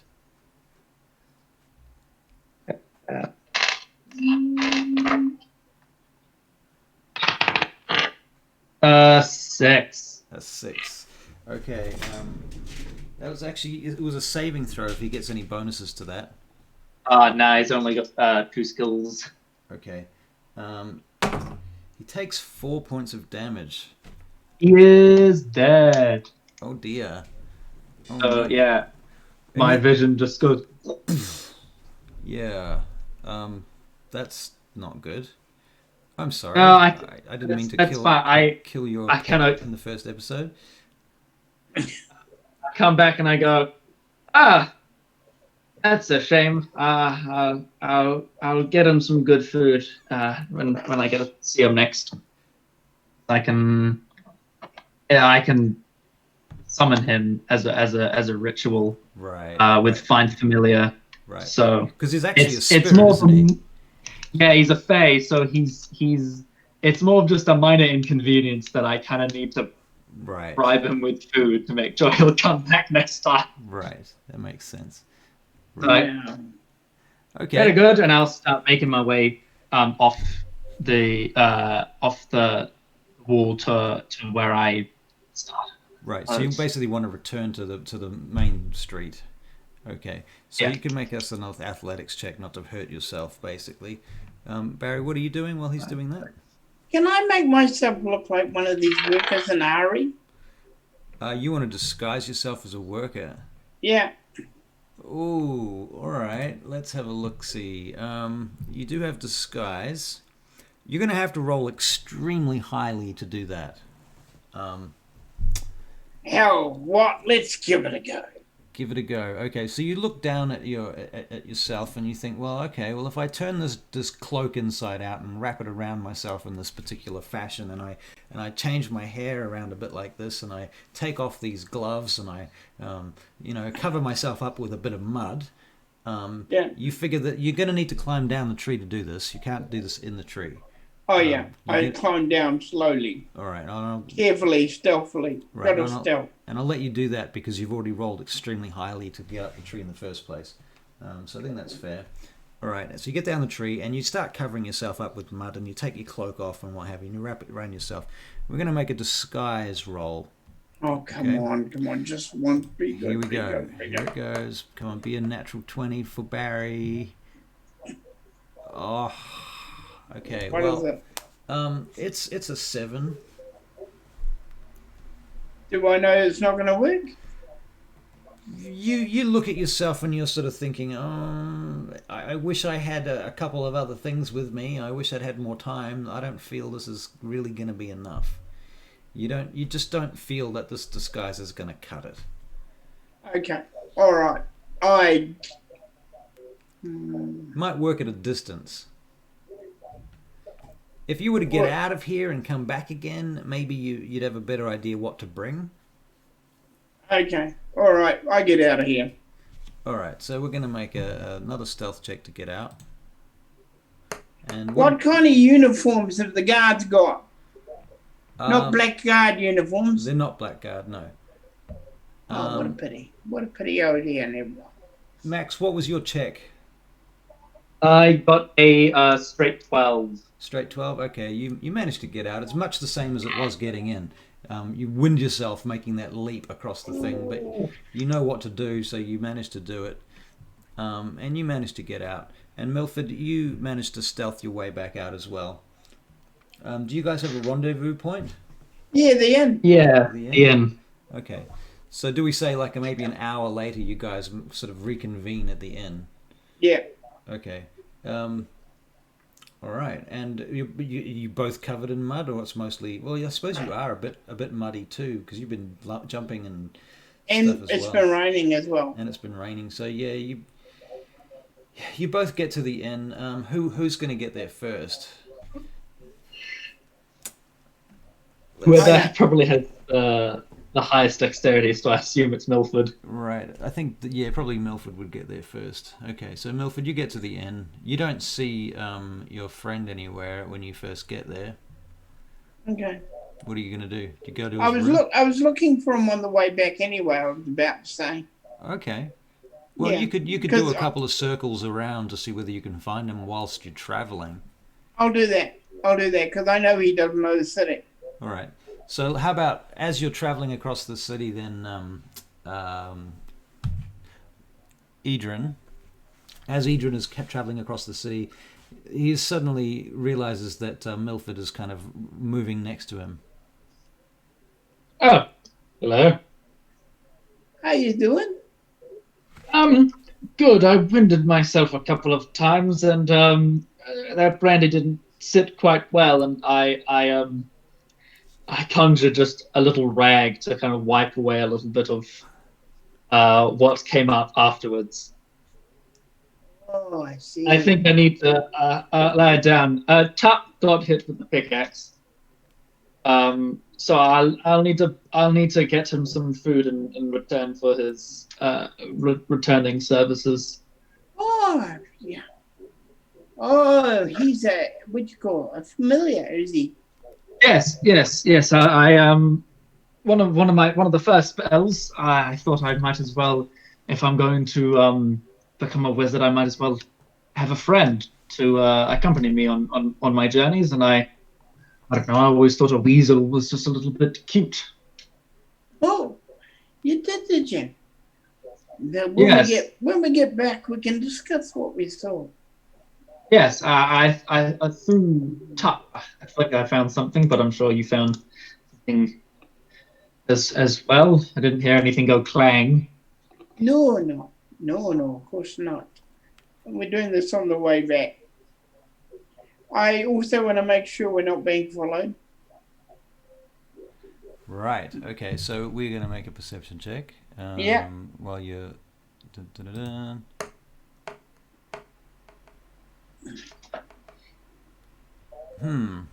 Well, you don't believe you're being followed.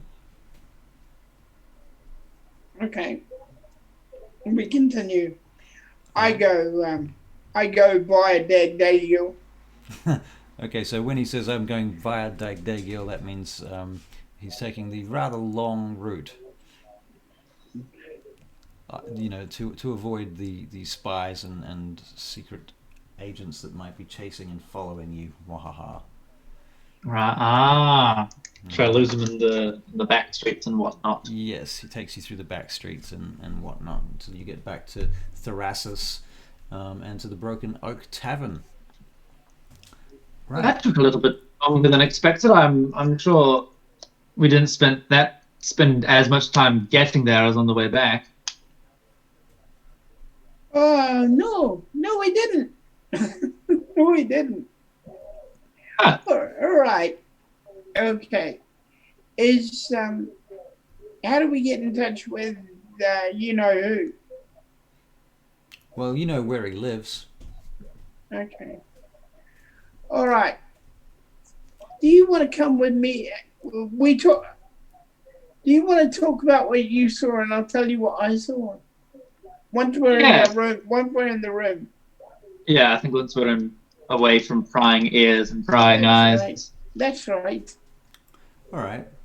So you guys, Milford, you take Edryn to Drazael's quarters, his house. Yeah. Yeah. So he takes you to a very nice part of the Banakayan Embassy Dwarven district on the edge of Sylvia Shana, or Sylvia Shan, should I say? A place called Drovnor, where there's a very nice Dwarven style architecture mansion built into the side of this hill. And if you see the whole this whole citadel is essentially this large circle, and it's all sloping downwards, right? So this house is built looking down over the rest of the city and out towards the edge. And there's these streets that go down from the center like spokes outwards, and this house is sort of halfway down from the inner castle to the outer wall. And you notice, just from looking at it, you can kind of tell that at least half of the building must be underground, just from the style of it and the way it's built.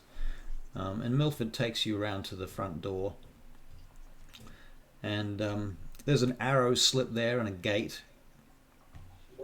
And you pull up outside the gate, and this figure leans over and looks out through the arrow slit at you. Milford Brixton. That'd be right. And my companion here. I've been waiting for you. All right. He opens up the gate. Come on.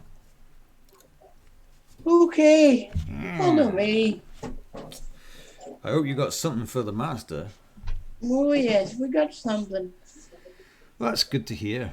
I wouldn't be coming here if I had nothing. I wouldn't come here either if you had nothing. He shuts the gate. Dunk. And Edryn, you notice there's a large, oversized statue of Moradin by the door, and at his feet is this large, essentially a bowl full of water, and you see some coins and things in there as well. I put the gold coin in as always. All right. And he takes you to this corridor that goes into the building through one side of the house. Hey, Edryn. Yes? Can you draw? Can I draw? Yeah. Are you good at drawing, are you? I could try. I've never really kind of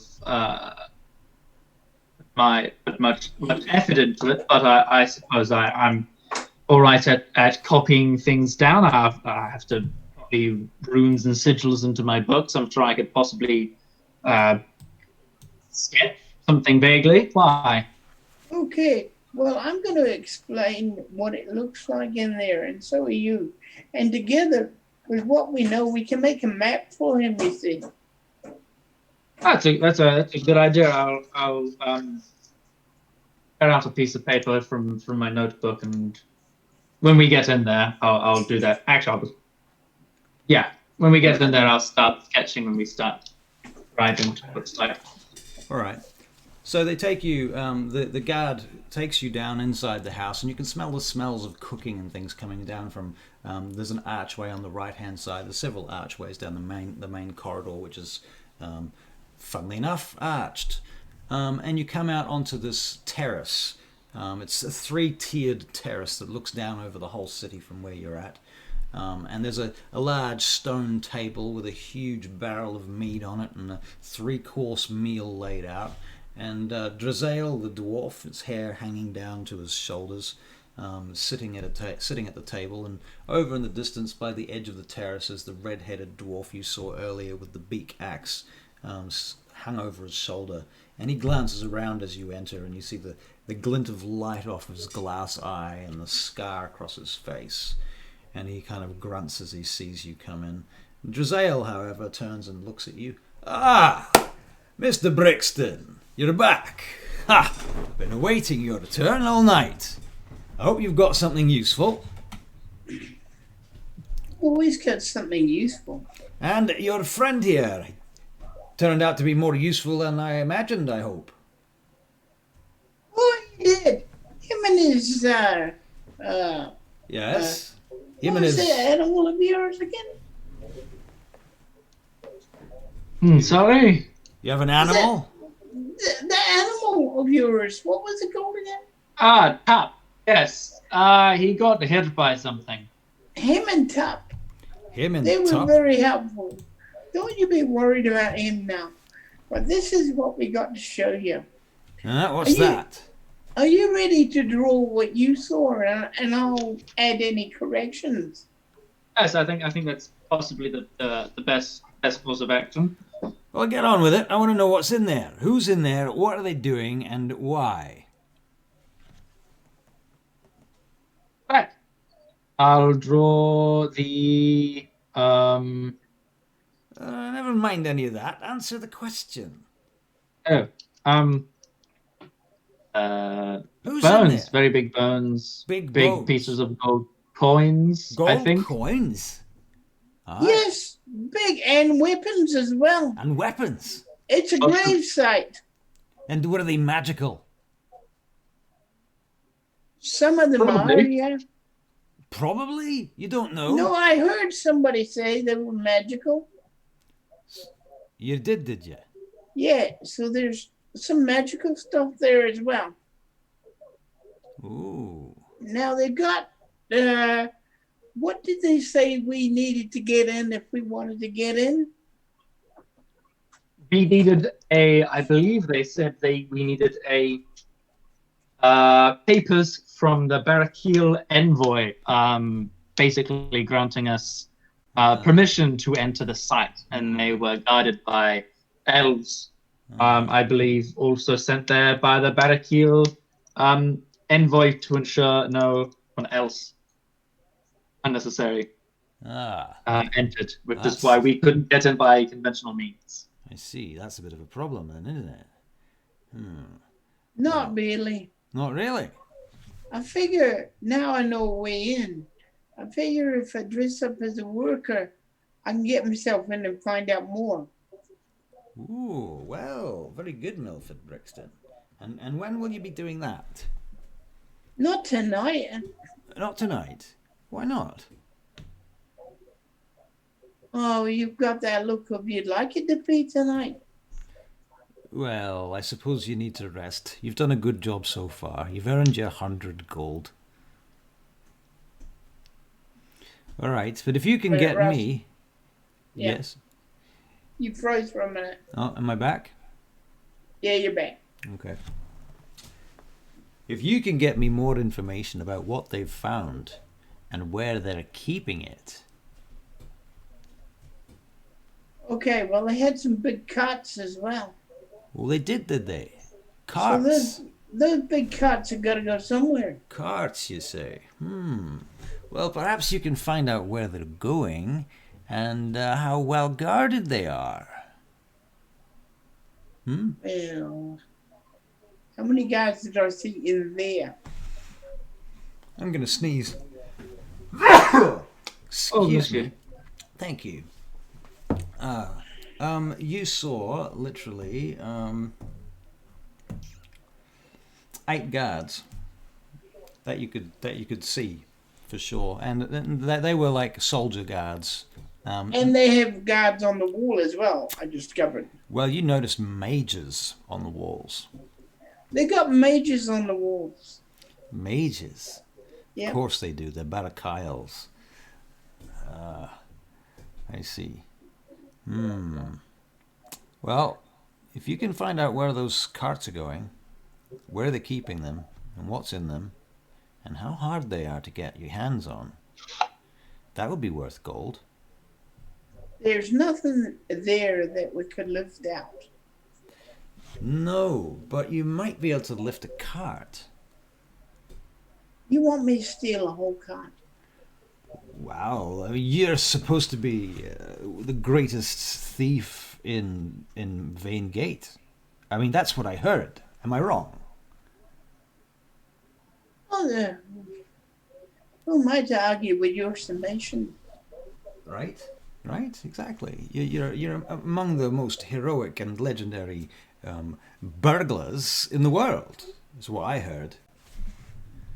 And imagine what a cartload of ancient Ostorian relics would be worth on the market today. And how much would that net you, Milford Brixton? How famous would you be? And how much money would you have in your pocket? And how indebted would I, Drazael, one of the most powerful dwarves in Thrasis? How much would I owe you for that? I mean, you could pretty much just name your price, couldn't you? I could. That's if I was bloody alive to collect it. Well, that's small matter. Meanwhile, I'll get in as a worker first and find out more information for you. All right. All right. Is that good enough for the moment then? Good for now. Now, did you what else did you find out? Anything else?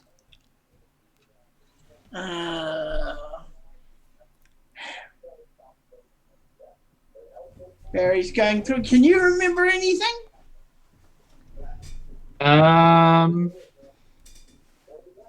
There was some sort of, I think, some sort of large pulley contraption.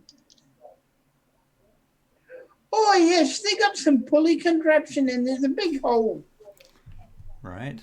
with lots of gold in it. All right, you can draw me that picture now if you like. I'd like to see that. Yes, yes, and I start sketching to the best of my you can make a memory. Make a performance check, I think, to do that. Oof. In fact, is it performance? Is it more like a... Oh, I'm going to assist him, remember? So that assist him. means... Ooh, all right, so you can have advantage. I guess we'll just make it a straight dex check, actually. But you can have advantage on it. Okay, awesome. Milford. Oh, hey, a 2 and a 4. So that's a total of 5. Wow, okay, you don't even know what that is. He draws this picture, Barry, that just doesn't make... You're like, what is that? What are you doing? Well, those are the bones. Oh, no, give it here, will you? All right. You give it a try. Okay, you do what you think and I'll start to do it. Okay. All right, Milford, I need you to make an intelligence check. Yeah. So I'm going to throw that up on the screen for you. Here we go. Dun, dun, dun. Okay, 12 plus 1, 13. Yeah, you remember something about a conversation that they were having that you overheard just a tidbit of it. Oh, yeah. What was it exactly? Barry can't remember. You remember something along the lines of about how long they would take to dig this place up and how big it might be? Oh, that's right. Wasn't it 7 days or something? Yeah, something like that. Oh, they said it was going to take 7 days for them to dig the place up. 7 days? Yeah. 7 days, huh? Well, that might be ample opportunity then for us to find out all kinds of information. And you might have more than one chance to steal yourself a cart. Hey. Oh, well, somebody must be driving the carts out. Aye. And somebody must be driving the carts in, too. Yeah. Wonder where they're getting those carts from. That's a very good question. Can you check with your people that they're not hiring them off for you? They're not hiring them off me, I can tell you that much. But you should check with your friends too, Milford. I know you've got contacts besides me. Why don't you start with our good friend Hazeldrill? Curse his soul. He spits. You're always hard on that man, you know. I don't like him. I don't trust him. I don't trust him either, but you don't have to keep spitting on me boots. All right, now listen. Listen, I'll get on to it. Meanwhile, my friend needs a little bit of help from you, so, you know. You need help from me. He looks over at you, Edryn. What do you need help with? What do I need help with? Adrian, this is a good time. Excuse me while I talk to my friend, will you? I'll be back to you in a minute. He takes him to the corner and he goes, this is a good time because he's going to pay you, you know, and then you can get more books and stuff to learn more. Oh, that's a very good idea. Off you go now. Very good idea. I go up to him and I say, what was the name of the statue that was at the front that you mentioned, that at the bowl with the water and coins? Moradin. I go up to him and say in Dwarvish, blessings of Moradin upon you, good friend. Oh my, listen to you. Oh, wow. I'm impressed. Thank you. It is a fourth, fifth language. And have you been to the Banakaya then? No. Well, your mastery of the languages is quite fine, I must say, unless that's the only thing you can say, of course. No, I think I can converse well in Dwarvish. I am at least partially fluent. I think some of the older texts. Are you still speaking Dwarvish? Yep. Okay. Yeah. So, Barry, you don't know what he's saying at this point. He's talking in Dwarven. Oh, I don't care. All right. I don't care. If he's happy, I mean the man is happy. That's all I'm worried about. So, where did you learn Dwarven? My father's library has a lot of books. Your father's library? Some of them were mainly just textbooks, but I think 2 or 3 were conversational pieces and were Dwarvish poems and epics with the first page in the traditional Dwarvish and then the second page being translated into Common. And I think I just tried to fix it all together, and when I could meet with the Dwarvish person, ask questions and get their opinion on my pronunciation. And you literally had nothing better to do than read Dwarven and learn it from a book.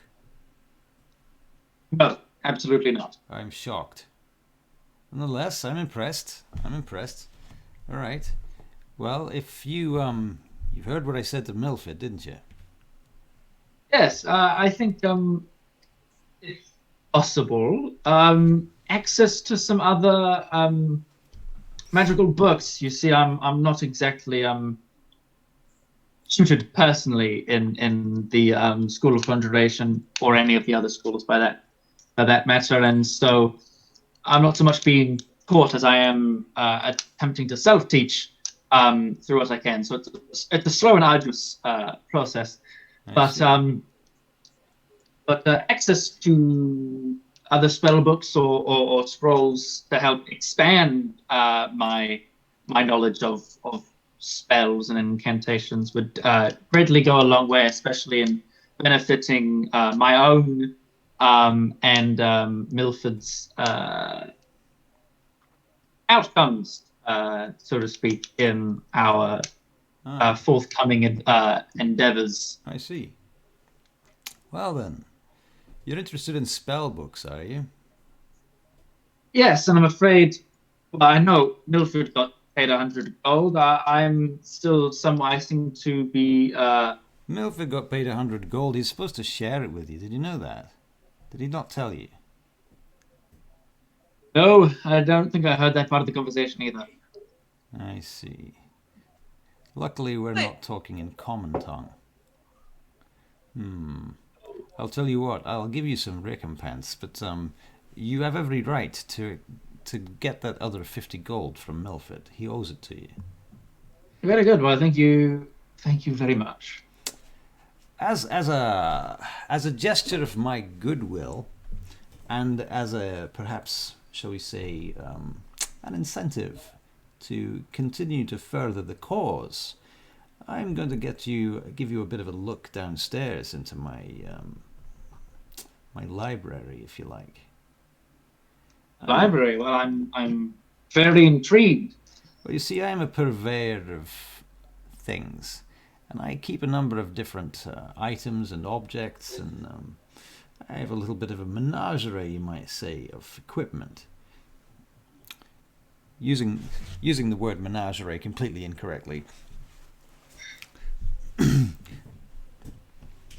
Anyhow, perhaps you'd like to come and see. Come on, Milford, he says, switching over to common tongue. Do you know where we're going? Oh, to your menagerie. Is that the one word of Dwarven that you understand? Yeah. You always take people to your menagerie. Who's the menagerie? I see. Gives you a funny look. All right. Well, he takes you down through the house, through some more archways and down some stairs. I think Milford does understand the woman. Do you think so? Yeah. I'm going Have a look. quickly check. Oh my goodness. You know what? Milford Brixton does speak Dwarven. Holy crap. So I got that whole conversation about losing my money. You did. You just got that whole conversation. That's true. That's true. Yeah. That is shocking. Okay. So, all right. So he takes you downstairs and he takes you through the house to this place where there's this little alcove that goes to a door, and the door it's a gate actually, and it seems to be very, very sealed. And Drazael takes out this ring that he's wearing, and he holds it up, and he whispers something as he holds it to his face, and he closes his eyes. And then the ring begins to glow, a kind of a bluish color. And then he touches it on the handle of the door, and it kind of just receives the bluish glow, and then there's this sound like a lock unlocking. And then the door goes, and it swings inwards into this vault.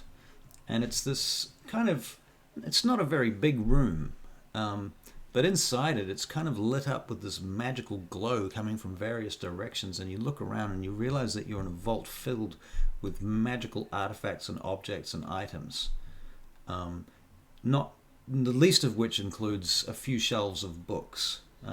It's not he called it a library. It's not a library. There's a few books. There's maybe something like 17 to 20 books lying around. But you recognize some of them as being spell books. What do you think of that? He says. Very, very impressive, especially the books, but also the artifacts. Don't think I know entirely what most, if any, of these things do, but they look very powerful, at least. Especially if they're locked away and further under your house. Aye, well, the most important thing here is that this information is never to see the light of day. That's the first thing. Because I've had troubles before, as you know, don't you, Milford?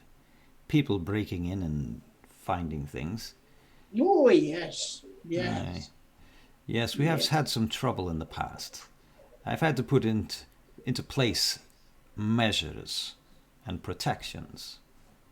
You know what I'm talking about. So, in any case, if you'd like to have a look at some of these books, feel free to take your time. I'll give you an hour. I thank you. Right. Well, at least that'll give me some time to brush up on what there is possibly out there for me, and to yes, look at other spells and what could potentially uh, come into my spell book, and I'll go to. I'll just go to one that. Is there one for just conjuration? One for conjuration. Now, there's... how many schools of magic are there? Is it 6 or 8? I think there's a. Because there's conjuration, necromancy, evocation, abjuration, transmutation, divination, enchantment, and illusion. 8. Yeah. 8, okay. So I'm going to roll a d8 17 times. And every time I roll an 8, there is a book of the appropriate school. All right? Great. Okay, so... no, 1. 5 so far. 6, 2.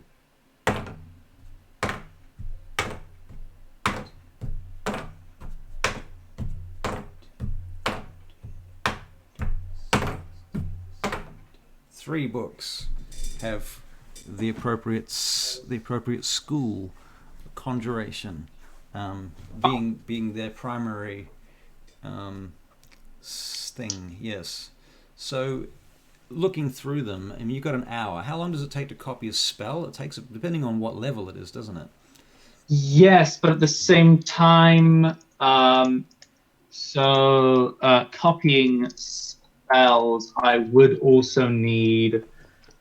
Hang on a sec. You need the correct amount of money and equipment. Yeah, I do also need money. Spellbook Right. copying. If it's conjuration, it takes half the amount of time and half the amount of money. Right. So for each level of spell, the process takes 2 hours and costs 50 gold. Right. So I could feasibly do it in an hour, but I would also need 25 gold. I've only got 12 on me. Right. And I think the cost represents the material components needed. So I assume, I mean, if he doesn't have any of these materials in his house, I would need to go to a store and buy them, unless he's got them in person. Right. I'm going to rule that you don't have the material components, and you wouldn't actually have the time to do it because you'd still have to go through the books to find the spells that you wanted to do in the first place. So, Right. But at the very least, I can look for spells to potentially learn later on. Yeah, I think that's probably where we'll leave that. Yeah. Right, and so you spend that hour looking for spells. We can talk about that out of game and between sessions. I give his 50 gold to him. Okay. Thank you. That will come in handy when I look to add some additional incantations to my tome.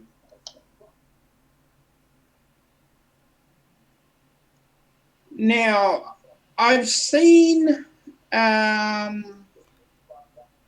workers. Yep. Seen what they look like. Yep. Seen how they dress. Yep. And while he's doing his reading, I'll work on that because I've got a room here. Yeah, you do. Still. Yeah. So I'll work on that. All right. Okay, so you're going to go down and do that. We will make a... I will say that because you've seen exactly what you need to achieve, and because you've got time to do it, and you've got the resources to do it here, we're going to roll it with advantage. Okay. So we're going to bring up D&D Beyond, and we're going to make a disguise check with advantage. Ooh. Okay, so that totals an 18. So you managed to make a really good disguise, actually. One of the things that you noticed is many of the workers had face coverings, so that's quite handy.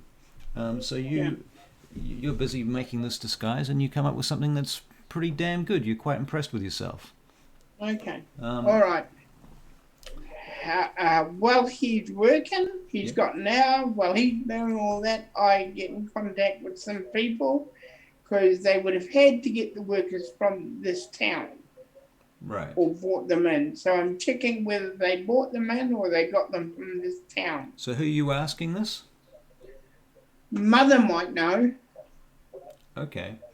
Mother So might know. hang on. I think probably the hour that he spends studying is the hour that you need to spend doing your disguise. Okay, all right. That's the time that takes. So Okay. when he comes out from studying after that hour, and Yeah. he's led out by Jaeger, the redhead, Yeah. Scarface of the glass eye and the axe. He leads you out, and you get a knock at your door, Milford. And that's, Come in. I would say that's probably your friend Edred at this point. Edryn. I can remember names. No, really, I can. Yeah. So Edryn, next time you see Milford, he's dressed like one of those workers, and he looks really good. This disguise is really good. You pulled that off quite well, Milford. Good. I'm glad you think so. Almost didn't think it was you. Well, we should be going get you back to the inn then. Yes, I would like to talk to your friend. Just thank him again for letting me look at his books. It's been a long time since I've had access to such a, although limited, surplus of books. Very, very knowledgeable. Very, very interesting. I was in a little bit of a happy place there. Just scouring through books, spelling the pages, getting a few paper cuts, but nothing that isn't worth it. Yeah. Okay. All right. Okay. So you track down Drazael, and he's eating luncheon at the table outside again on the balcony overlooking the city. It's undercover actually. The part where he's at sort of looks out onto the balcony, should I say rather. And there's still rain coming down outside. And he stands up as you come back in. Did you find anything you're looking for? Yeah. Yes, thank you. It was all very, very interesting. Obviously, I need to do a few more tests and research as magic requires time and money for perfection. But very insightful and very interesting and amazing. As I was telling Milford, I haven't had the ability to just be able to sit down and read such wisdomous poems for a long time that aren't already on my person, that I haven't already read 10 times over during my travels. So thank you very much. It meant a lot, and I really appreciated the opportunity of reading them. You're welcome. So, if you are to assist Milford in any way with his mission, there's more in it for you. Thank you very much. I think there might be I have an idea or two of how to possibly get in, have a little bit more, be able to get in and get some more information that may hopefully not require self upon which myself is not well trained in as Milford. Well, good luck anyway. Very much. I'm sure you have your ways and means from what I've heard about you so far. Thank you. Is there has he got like a glass or a drink on his table? Yep. There's a bunch of cups there. Would you like one? Do you mind if? Yes. If I could have a drink, that would be Of course. Forgive very me. well. I'm being so rude. I've completely forgot to offer you anything to drink. Please. Oh no, I hope I wasn't being rude. Asking for a drink in my family. No. Stop, you wait till stop. you are offered something and then you don't. Drazael stands up and he begins pouring drinks from the cask, and he hands one to you and he hands one to Milford if Milford's still there. Yeah, Milford's still. By the way, Milford, you're looking very strange in your outfit. What are you doing? This is what they look like. I see. Workers, I mean. Ah, so you've got a plan then. I've got a plan. All right. So what are you doing with the cup there, Edryn? I am just down the hatch. Down the hatch.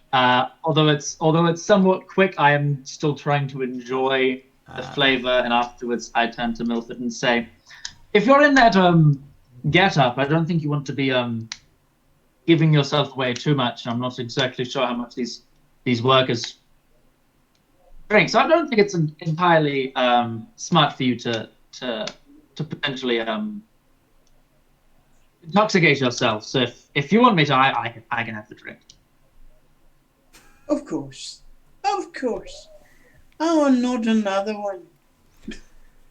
And you also might consider about where you want to be seen wearing that. You should probably take Well, I'm that. going to take it off before I've left here. Right. I just wanted to see that What it it looked looked good like. enough. Right. Looks pretty convincing to me. But then I haven't Very seen the. You've seen them, right, Edryn? Yes. I think you do an amazing job. I think you've got it down to a T. Now I've got to find out if they have to have some identification or something to get in there. Ah, yes. You need to work on that. I'll ask around as well. We'll see what we can manage to find out in the next few hours. Okay. So the guy, that's his old relay that he doesn't like. Yeah. I'll be going to see your friend. My friend? No, it's my friend. You know you don't like him. Oh, I don't mention his name. You that get upset. filthy elf you're talking about. Yeah, that's right. Ah, yes, I don't like him. Hazeldrill. He spits again. And my boot gets hit again. was an It's error. not cheap, you know. You're worried about your boots, are you, Milford? It's a shame, isn't it? Alright, have you got things to do then? I've got things to do. He says, "Are you coming with me? Or are you staying here?" I'll come with. I might just steal myself another glass if that's okay. Aye. Drizel pours out another. You can put it away, can't you? I like you. You speak Dwarven and you can drink ale like a fish. That That one thank you was for very you. much. Never mind, I'll have that one. You can have this one. You and Drizel seem to have a very similar temperament. Oh, very good. Nice to meet a well tempered Oh man. my God. And I put it away, signaling to I'm gonna move away and leave soon to keep Milford Right. happy, but also just Still I'm happy and I'm gone. drinking a bit more. And Drizel Okay, I'm says gonna to get you, As much as I Milford. can. Drizel says I'm to you, going to run Milford. to the room and take these clothes off. All right. And as you're going back to the room, Drizel says to you, Milford, he says, there's only one god of note, that's Moradin. When you're talking about, oh my god, you should be saying, oh Moradin. Keep that in mind in this house. All right. You follow? I've already given a gold piece tomorrow. Then what more do you You good boy, Milford, good boy. I'm going to go and get undressed. Don't tell me about your... I don't want to know. Get out of here. Be gone. Do some work. I want to know more about those bones and that treasure that's underneath them. That's what I want to know about. I know. Get out of here. All right. Right. He goes to Hazelgirl. All right. And Edryn, you're following along? Yes. Well, are we going Yes. back to? No, we're going to see a friend of mine called Hazelgirl. He could help you too. Very, very interesting. That sounds good. The dwarf friend you just recently met, he seems a very not to put to find a point on it, but a little bit scrupulous. Scrupulous. Yes. Unscrupulous, rather suspicious at times, fellow. I can't blame him for his drink or his good books, but he seems a little bit of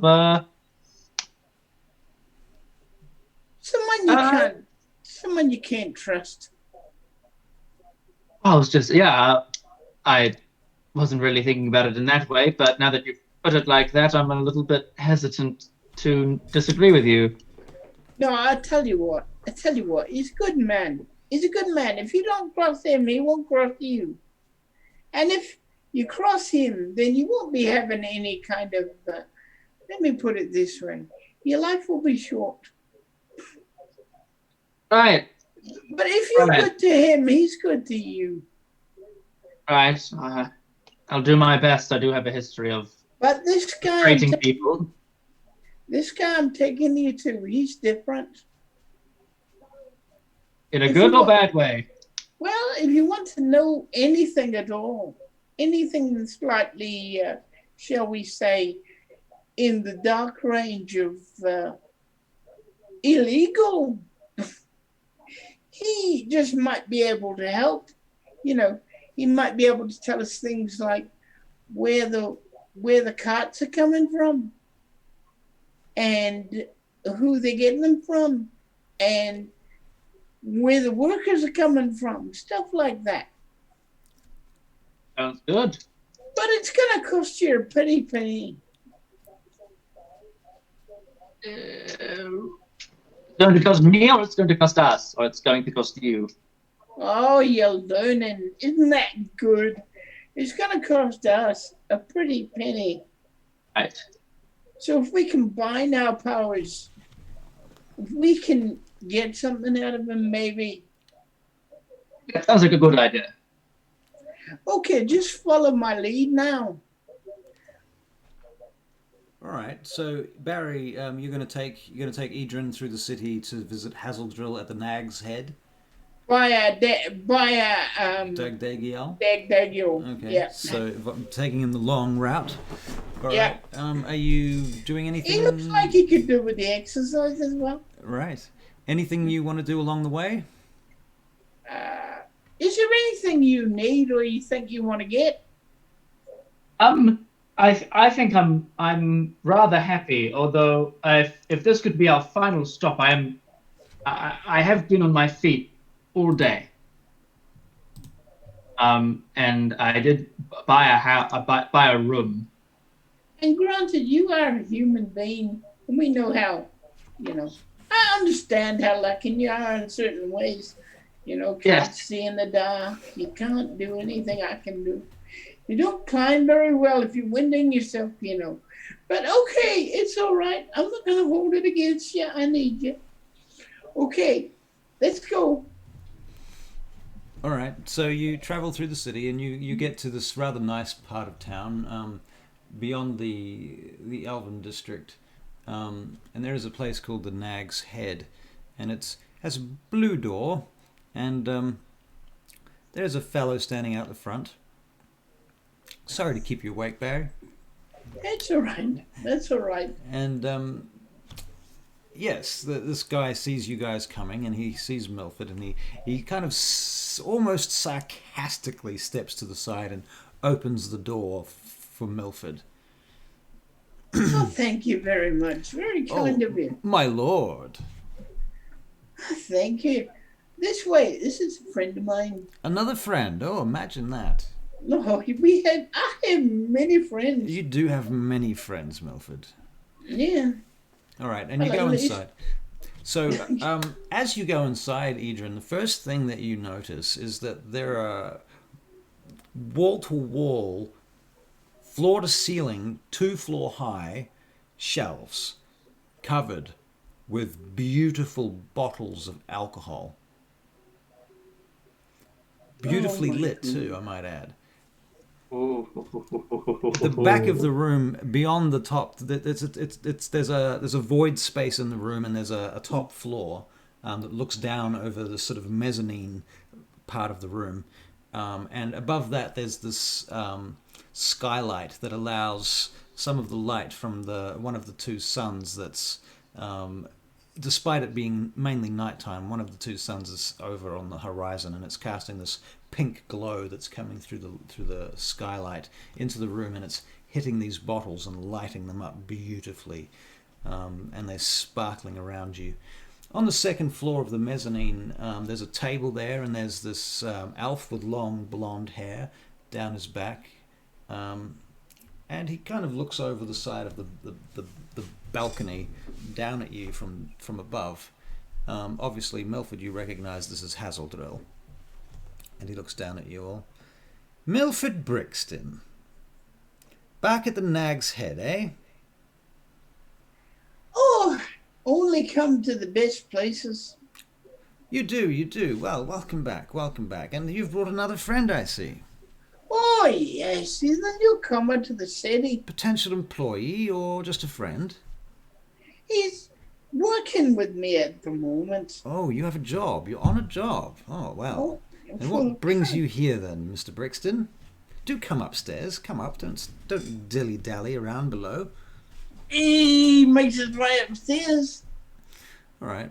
And Edryn, I'm assuming, follows. All right. Yeah.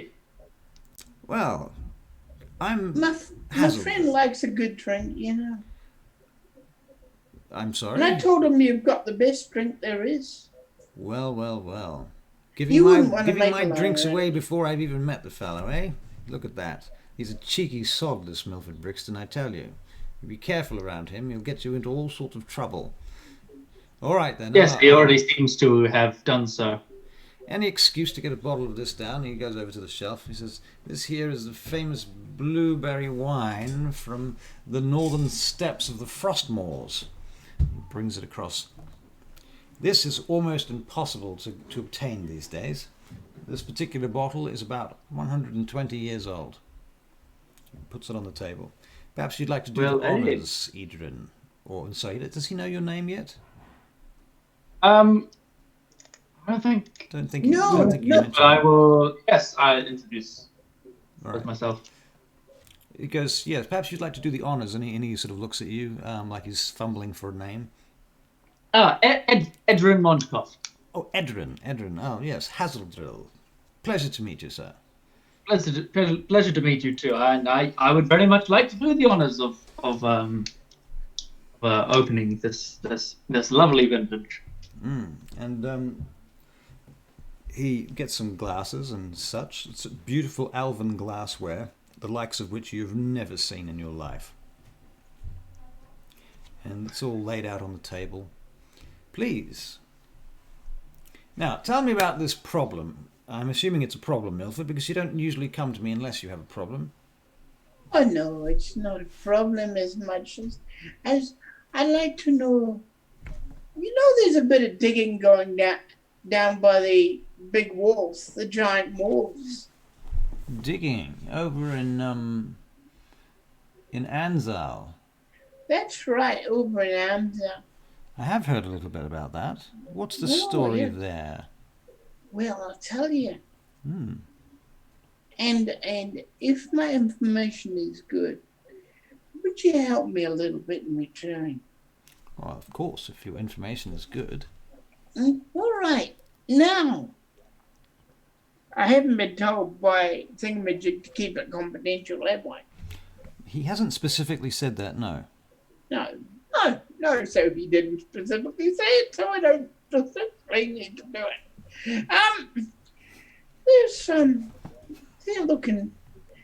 They've found a giant, as in giant, grave mound. What? A giant grave place where they're buried. Well, I suppose that's not too surprising. After all, Vaingate was built upon the city of giants. I mean, if you go down to the south wall, you see the actual original Vaingate is still there. But I'll tell you what is surprising.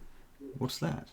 Well, they've got gold coming out of them there hills and magical stuff coming out of them there hills. And they're putting it into carts and sending it away, And who exactly is doing this? What was the name of them there people again? And he looks at you. The Barachiel Envoy, I believe, were in charge of this specific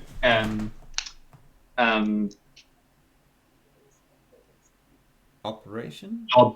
operation. Yes, excavation. Excavation. So it is in fact an excavation that is occurring over in the Barachiel Envoy district, or as you say, Anzal, near enough. In is this anything to do with those ruins that they're knocking down to make way for that new Tower of Art? That's the one. And you say they've found giant bones and gold and such. And weapons. And weapons. Giant weapons. Giant weapons. And giant coins of gold. And you're saying that the Barachiel Envoy are taking charge of this? Mm-hmm. That sounds a little suspicious to me. Why should the Barachiel Envoy be taking charge of relics and artifacts that are being dug up in Vaingate? Surely anything found in Vaingate would be under the purview of the royal family here. Don't you think? Think so now, wouldn't you? You would think so, wouldn't you? Either that or perhaps the mages of Anzal, who are certainly at least closer to home. But the Barachiel Envoy, why them? Yes. I don't know, do I? But I've got to find that out. Tell me, Milford, did you see any of the sisters there? Did I? No. No, not a one. Not a one, funnily enough. Interesting. They probably would be very interested in this information too. But there were lots of mages there. Lots of them. Mages, eh? Yeah. Now, what are you doing here then? You obviously need something.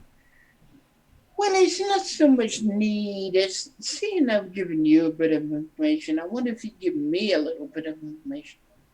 Yes? But you know where they're getting their workers from? Ah, well, seeing as I didn't know about them in the first place, I can't say I can tell you any information about that. But I will endeavour to put some of my contacts to good use, seeing as you ask. And also, could you find out where they're getting the carts from and something like that? I see. You know, something could slip off the cart and I could send it your way. You know what I mean? I do know what you mean. I do know what you mean. So you're interested in acquiring one of these carts, are you? Mm-hmm. And that's your And plan? I'm interested in finding out information. You are a shrewd one, Milford Brixton. Very shrewd indeed. Me? No. I'm just a poor boy trying to make his way in the world. Oh, I see. Very well. Well, if I find out anything, I will of course be in touch. Where will I find you? Or perhaps you will come to me. I'll come to you. All right. How long do you think it'll take you? I couldn't say. I can only say that I will do my best to find out, so I think you should check in the next 12 hours. All right. I'll do just that. I tell you what, though. The mages of Barachiel, you say. I tell you what we need is an ally. And I'll tell you I've who... got one here. Yes. I mean a real ally. Don't insult the man, will you? My apologies, sir. My apologies. Beg my pardon. He's a bit of an idiot sometimes. I mean nothing by it. No, I believe I understand what he means by a proper ally.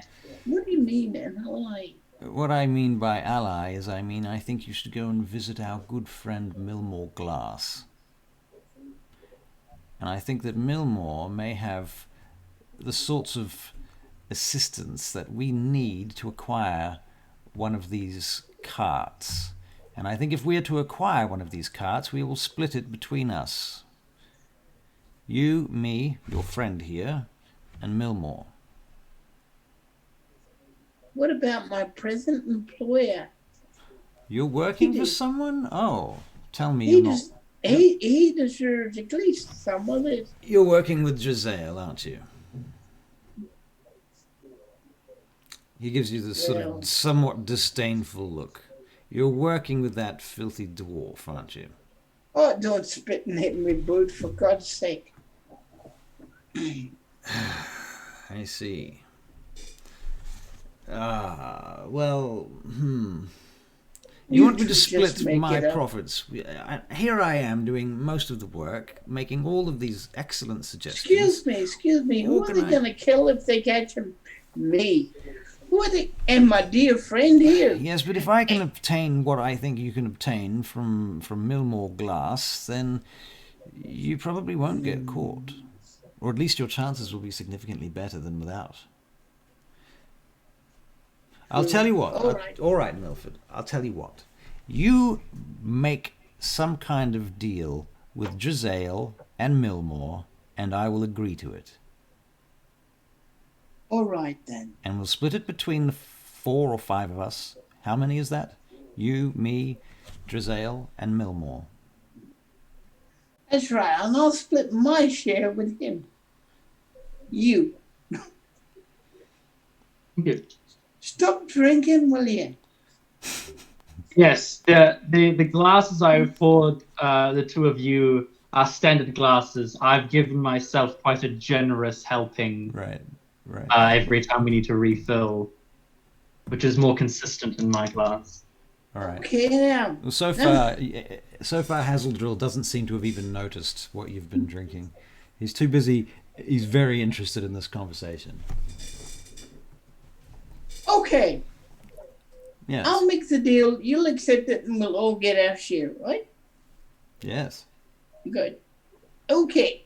You find out that information for me? And it has to be, I know you always do your best, Of but course. it has to be as subtle as you can be. Well, you know, I only do subtle. Usually when I really need subtle, that's what I send you for, isn't it? I don't trust those mages people, you know. I wouldn't trust them either if I were you. We already know enough about them. We know they're up to all sorts of business, don't we? Yes. And I think I'll get back to you. This is why I've come to you, see, because it seems to join up with what you and I have already found out about these mages. Right. Very well.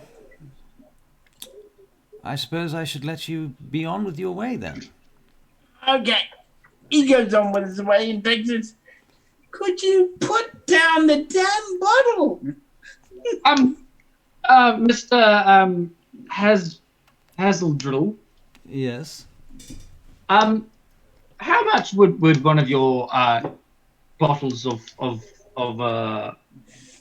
wine be? He walks over to... you mean like the one you just had? Something Like that, or anything. I mean, even if it's a lesser vintage, I'm sure it will do. He looks at you and he gives you this long glance. Up and down. And he smiles. And he walks over to the shelf. And he takes the bottle off the shelf. And he walks over to you and he says, "Here. From me to you. A gift." Well, thank you very much. I'll be sure to make sure Milford is also as in some of this gift. Thank you very much. Milford receives his Of own... all of which I have said in Elvish. Right. Milford receives his own gifts. And your Elvish is quite good, by the way. Thank you. I was a bit worried. It was a little bit scant when I was talking to others before, but thank you very much. Your pronunciation of and he starts getting really technical about a certain syllable in one of the words that you used. He corrects you very slightly and points out that the difference is basically got to do with which period of Elven history you're taking the word from and how you're applying it to the bottle and what the style of bottle is. So, you know, if it's... Edryn is in awe of all of this. He is taking all of this in, Right. and also writing it in his personal notes. You see, because it is a long... etymology of the words. Because it is a long, tall bottle, you'll be using the word blah, blah, blah, as opposed to a short, squat bottle, which will have the more humanoid descriptor, blah, blah, blah. Very well. Oh, thank you very much. That is very, very, very interesting and very helpful. Thank you very much. And Milford, Yes. before you go, when you speak to Millmore, you tell him, well, you do your best to negotiate some sort of deal between the three of us. Him, me, you, well, that's four of us. Five of us, I suppose, if we include all of us. And your friend, the dwarf. Yes? Oh, you mean, yeah. Now remember that Millmore has access to magic that you will be able to utilize to get that card. And if he will come in on this deal, that will make this much, much more possible. Without him, your job is going to be very difficult indeed. Okay. I'll get right on it. All right. You good. get the information I need and I'll get right to him. Right. After I put this one to bed. Well, very good then. Good night. And good luck. I'm going to Thank you very need much. it. Yes. Yeah. What did you say? I said yes. We are. We are going. Right. So you guys leave? Yep. Yeah. All right then. You leave and you take off and you head up through the Arcane District. Actually, no, you don't. You head south to Grenaldea, across the river. Go. You go through the Cavnarum entrance or gate into Okay. Grenaldea, and you arrive at the Daughters of Twilight, their temple in the southern citadel. And Milford takes you around the back of the Daughters of Twilight and basically through to the servants' entrance at the back of their rather auspicious and glamorous-looking complex. Fearful. And you go in through these massive gates, and on either side of the gates there's a small platoon of elven paladins, female elven paladins. You know that they're a matriarchal order, and they're one of the most powerful orders in the world. Their powers transcend even the politics of city-states and countries. Even rumors that they are trans-dimensional, and that they come from the Feywild, and all kinds of stories that you've heard. You can't confirm or deny any of this, but these are just rumors. As far as the style goes, it's a sort of very Greco-Roman architecture with these huge statues of the Seldarine, the gods of the elves, placed in this massive complex outside. There's horsemen riding around doing drills, and Milford takes you round to the servants' entrance, where there's a sally port at the back of the main complex. That Milford takes you in through the back door, and you end up in these basically what are like archives, like if you imagine what the Vatican archives would look like, underground.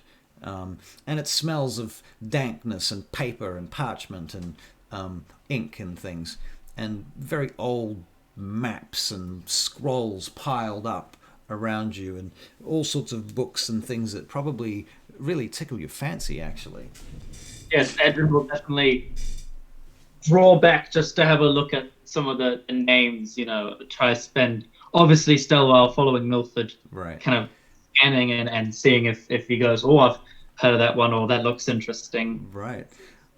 You go past a room that's like maps and really, there's a massive table. There's a bunch of lady clerics there who are adjusting them, writing on them, drawing maps, doing cartography.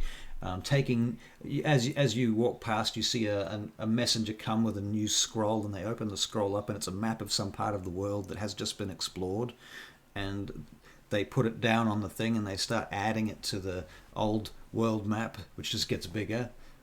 So they're sort of basically mapping everything and learning everything, and you go past a library or a part of a library. And these things are all kind of semi-walled off from each other. And there are a lot of doors to go places that you can't see. Eventually, you get to a small door that's barely big enough for a person of human persuasion to get through. And there's a young boy sitting outside on a stool, and he's got what looks like a wooden yo-yo, and he's just bouncing it up and down on a string. And he looks up as you approach. Hello. Hello. My name is Milford Brixton. Milford Brixton. Hello, I have some information for my Lord Glass. Oh, right. And he rings the bell behind him, pulls the cord, and you hear the ding, ding, ding, ding, ding on the other side of the wall. Suddenly the door opens of its own accord, and it just swings open magically all by itself. Edryn, I just hate magic. You can tell from the colour of the light inside that it's magical light. And at first you don't see anybody because the room is full of papers and stuff piled up around you, or not around you, but around this desk that's in the centre of the room. And you see various bits and pieces that look kind of vaguely alchemical, as alembics and bottles and tubes and test tubes and stuff like this in one part of the room. And over the other side of the room, there's some creature that looks like it's being dissected on a table. But behind the table, behind the actual desk in the middle of the room, this gnome looks up at you. And he looks kind of, he's got a bit of a sharp beard, and he looks up and puts down his quill, crosses his arms. Well. If it isn't Milford Brixton. And you've got a friend with you, I see. Oh, yes. He's into books and magic things. Oh, you thought you'd just bring him here to good old Millmore Glass, because Millmore's liable to give away all his secrets to me, eh? I know you're a busy man. Oh, I am a busy man. But there's something I think you ought to know. Something I ought to know? Yes. You've got something that I ought to know. Well, yes. That's amazing. As the world's upside down today, isn't it? I must have got off the wrong side of the bed. I don't know about that. Go on then. Well, let me fill you in on what I've got. Well, I'm looking forward to this. I've got this little job given me by what's that guy's name? Drizel or Hazeldrill? Given me by someone, there is excavation going on in the city. Excavation going on in the city. Well, yes, I've heard about that. Yes. Are you going to shut the door? What's your name? And I introduce myself, Gnomish, and say, my name is Edryn Stywell Modkoff. Very pleased to make your acquaintance, Mr. Glass. That is immaculate Gnomish. I don't think I've heard Gnomish spoken by a human being in such clear, succinct words and phrases in my whole life. I am wholly impressed. Milford Brixton, you have, for once in your life, actually surprised me. Now, close the door. Very good. I closed the door behind me. Where did you find this fine specimen? Oh, he came into the city and he needed a bit of help, so I offered to help. You offered to help? Yes. Oh, yeah. And did he rob you blind yet? He took a little bit of my coin, but it was for something for me, and then he gave me the change. So I would say technically yes, but then also in a way, no. Well, I must say I'm a little bit surprised. After all, normally when Milford Brixton comes in here, he gives me some candy. He tries to butter me up. This time he's gone overboard. He's outdone himself. You have literally outdone yourself, Mr. Brixton. I'm glad about that. Now, right. Can we get on with the business at hand? All right. Come on, sit down. Okay, perhaps you'd like to fill him in this time. I've been doing this all the time, and you're better at it than I am. Yes, and I shall confess to him in Gnomish so it's his mother tongue, so he's has less work to translate in his head. And I say, yes, well, there, as Mr. Brixton said, excavations occurring. They've knocked down portions of Anzal building a tower, and they've discovered a large burial site of the giants, with gold and treasure and magic items and weapons. All right. And they think it should take about 7 days to fully excavate the site. I see. And what's that got to do with me? Milford, what did it exactly have to do with him again? I thought that you should know about it because some of the stuff there is magical. Magical, you say? And none of the daughters are there. And it's being done by, what did you call them again? Yes. The Barachiel Envoy seemed to be working with the mages of Anzal, and apparently without the authority or foreknowledge of the noble household. That's very interesting. And how did you two come across this particular information? Well, you see, I'm bloody working interested for to know. somebody who's taken an interest in it. And due to the fact that they're a Now, client, don't be coy with me, Milford. Tell me who it is. what was his name again, Russell? Sorry. Drazael. It's Travail. Ah, And I'm getting some help from my old buddy and pal, Hazeldrill. Hazeldrill. So you're working with Drazael and Hazeldrill. Yes. That sounds like a dangerous arrangement to me. Oh, my life is always a dangerous arrangement, no matter how you look at it. I see. But they said, They said yes. was it Hazeldrill said? Mm-hmm. Hazeldrill said, because, well, they'd like to acquire some of the stuff, you see. If that you with one man who could help me get the ability to acquire one of the wagons they're using to put all their gold and magic stuff on. I see. So you are asking me to assist you in illegally raiding an illegal raid under the cover of darkness, no doubt, on behalf Under the cover of, yes. on behalf of two men who, as far as I am aware, hate each other. But you see, this gives you, say we all get caught. You're the one person nobody will know about, you see. And I can do some investigation for the, well, I was thinking this could benefit the daughters, you see. This could benefit who? The daughters. The daughters, yes. You do have a point there. I must admit, that's quite clever.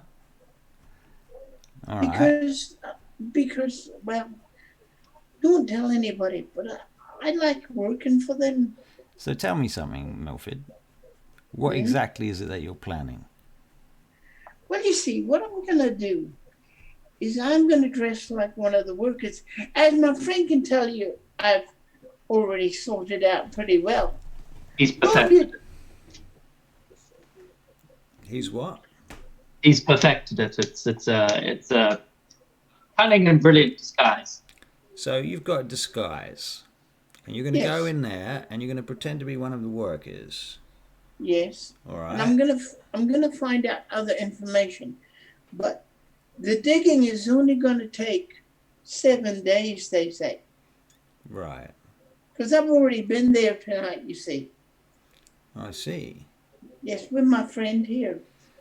Oh yeah. And I was thinking, I had to use the gentleman in question that I've already. One is finding out for me where the wagons came from, and who's providing the workers. That way I can slip in with the workers and start working there. And that'll get me close to the wagon. Yeah. And whatever can be provided by yourself, I will depart with the wagon, hopefully. I see. So you want me to help you in some way? Yes. Right. And have you got any idea what exactly you'd be asking me for? Well, I need to get one of the wagons, but they're big. They're extremely big. So what do you need me for? I'm not very big, you might have noticed. I need to have a place to hide it in. Well, that's probably not my particular specialty, as places to hide things. I'm the quartermaster of the Daughters of Twilight. What I do is I provide things, like equipment, generally speaking. All right. Could you provide me with like a spell or something to enable me to get close to those wagons? Or make the wagons invisible to human eyes? Or something like that? I tell you what you need to do. You need to make an agreement with your friends on a piece of paper. Bring me some parchment with the signatures of your two friends on it. Or even better, make an arrangement for a meeting with the three of us.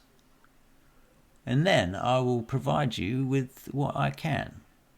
But I think I need to talk to your friend Drazael, and I need to talk to your friend Hassildrill. And I think you need to arrange it.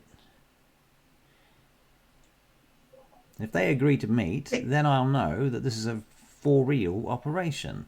On the other hand, if they do not agree to meet, then I can expect that once this goes into effect, one of you is going to fuck this up, and it's all going to turn to shit. Can you write me a letter saying just what you've said, so I can prove I've at least talked to you when I talk to them? I can do that, yes. Yes, I Good. can. Thank you. All right. Why don't you... As a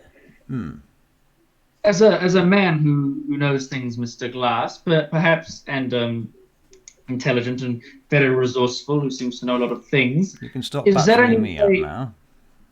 Sorry? I said you can stop buttering me up now. Simply... Oh, that's the way he talks. He's always like that with everybody. Yes, I suppose it was merely how I was raised. If we could... If there is a way in which you could possibly find out any way, essentially, to get into the site without having sneaky or suspicious actions, we need a piece of parchment, basically expressing the Barachiel Envoy's permission for us to enter the site. Now, obviously, this may be a little bit hard to get in person, and I think I might at least try to get a legitimate copy, but if at all possible with your extensive archive to be able to get a, not illegitimate, but simply a fabricated copy that could get us in without the guards being aware of the fact that it is maybe not specifically for us. I see. So you're looking for a forgery, basically, is what you're saying, isn't it? With the possibility of having plausible deniability, I am simply going to do this. Right. I see. Well, I'll tell you what. I'll have a think about that while you organise this meeting. And I will get you your letter, Milford, now. So if you just wait, I'll write something. I'll do that Quickly. Please sit down. And he takes out In fact, you see immediately Edryn. You notice he uses Mage Hand to collect himself some fresh parchment from the shelves over by the wall. There's these long holes dug into the wall, these circular kind of things. The whole wall is just circles with scrolls in them, and he pulls out a fresh sheet of parchment with the Mage Hand and floats it over to the table and sits it down, rolls it out and starts writing with his quill. He looks very thoughtful while he's writing. You two are sitting there in silence. And so I need to do... Alright, so about 5 minutes pass. I don't know whether you say anything to each other or anything like that. No?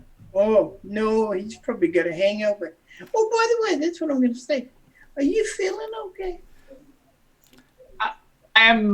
Probably a good time for a constitution check, actually. Yes, because I was 2 glasses of ale, and I'm going to say 3 glasses of generous wine in roughly probably 2 to 3 hours, maybe more. Right. Constitution check. Yeah. You know, I know somebody you'd get on really well with. 16. 16, yeah, you're fine. You're packing it away. No worries. You feel pretty good. Pretty good. I'm feeling pretty good, actually. I've to be honest, Milford, I've been on bigger binges. Oh, have you now? But you haven't tasted wine quite like that before, though. No, this is the Vanderhold treats are The good Blue for the Mountains body. Vanderhold. Yes, they're good for warming the body, not the soul. And this dwarven ale and this elvish wine seem really to excite the taste buds. And both warm the soul and the body. So it's refreshing to get some actual good alcohol in my system. Right. Very good. Okay, so he finishes the letter and he hands it over to he lifts it up. Which one of you two am I giving this to? You, Milford? No, give it to my companion. Right. Well, before he does that, he rolls it up and seals it with a waxen stamp and what have you, and passes it to you. There you go. Now, Very much. if anything was to happen to that, terrible consequences. Terrible. Oh, give it to me then. I have in fact placed a ward on that piece of paper, so that if the wrong person was to open it, it might explode in their face. Do you get my gist? Have you just made this one for the both of them, or have you made one for one and one for the other? Oh, I see what you want now. You want another one? Yes. That way, you'll know that they'll know that the wards haven't been opened. You know, they'll know that one's for them. You know how the Eagles go. Paranoid, aren't they? Yes. You're going to make me start all over again, aren't you, Milford Brixton? Why didn't you say this before I started? You asked me for a letter. I gave you a letter. Why didn't you say this in the first place? What's wrong with you? Give me that. Give me that. Jeez. In the name of Selene, what is wrong with you? Moradin's beard scrapes off this thing and casts a cantrip and releases the ward and does some stuff and then do an insight check. Simply the fact that he said, "Oh, if the wrong person opens it, it's going to explode." And all these people seem to have very shady backhand deals. I want to make sure that there is the right person, and our friends aren't just going to open it and suddenly explode, and then we're out of friends. Right. So I want to do an insight check to make sure. What do you mean you're out of friends? They're not your friends, you know. Oh, it's a natural one. Natural one. Okay, you actually are quite certain that he's out to kill everyone. No.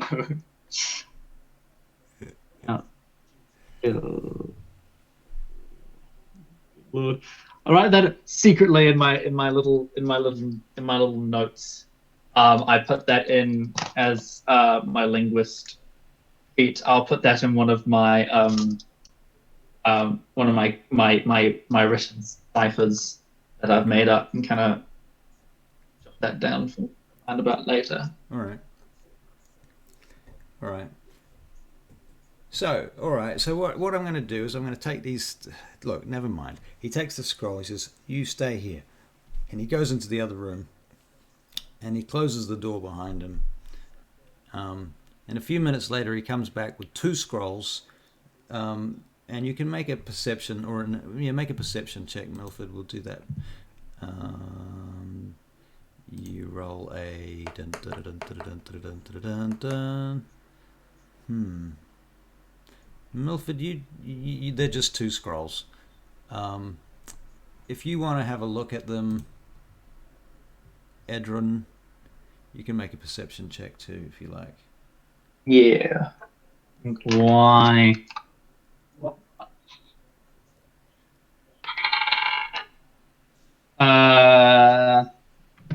With my that's a 19. 19. Okay, well the first thing that you notice as he passes them across, puts them on the table next to each other in front of you, you notice that they are identical in every way except for the names specifically. There's very few details that are different. It's like a copy paste kind of a deal somehow. He's fabricated these 2 spells, these 2 parchments of one another. And you do notice that there are wards on them. Before he says to you, "Now, does this satisfy your requirements, Brixton?" I would imagine that it does. Yes. All right. Thank you very much. Right. So, if this one winds up in anyone's hands besides Drazael, it's going to blow up in his face. If this one lands in anyone's hands besides Hazeldrill, it's going to blow up in their faces. Yeah? I understand. Right. He rolls them up and finishes the incantations, puts the seals on them, and passes them to you. Don't mix them up. That could be fatal. Drazael, Right. Hazeldrill. Maybe I should give them to you separately so you can't mix them up. I think that's a very good idea. I think it'd be good if I was to take one and Milford would take the other. Right. Which one do you want? I'll I'll go for I'll take Grisailles. He seemed to I could he seemed to like me well enough. All right then. Here you go. And he passes you the Drazael scroll. I'll go to Hazelbrook. Right. Right. You know where Travail is? No, we better go together. Yes. You might get mugged or something. Yes, and I don't think I can exactly remember my way to his lodgings precisely. Okay. And when you're done with that, you come back here and we'll talk more. Right? We'll do you first. Okay. Back here. Yep. There you go. All right, you go. Okay. Out of game, how is everybody for time and tiredness and all of that sort of thing? I am okay. At the very least, would like to go use the privy. All right. So let's take a privy break. Yes, Barry... I'd like to go in for B too. All right, so we'll take a privy break for a few minutes, and all right, yeah, sounds good. All right, we'll see you back in 5.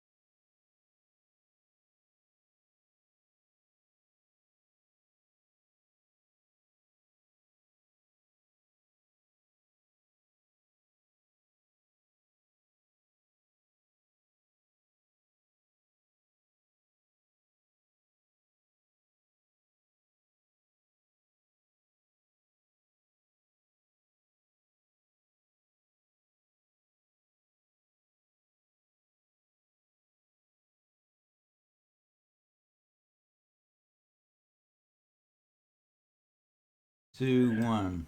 And welcome back. We're back online. Okay, so you guys are at Milmore Glass's office in the bowels of the Daughters of Twilight's temple in Vaingate in Karkanos, or rather Grenaldea, I mean. And you are heading to who first? You're going to Hazeldrill or to Drazael first?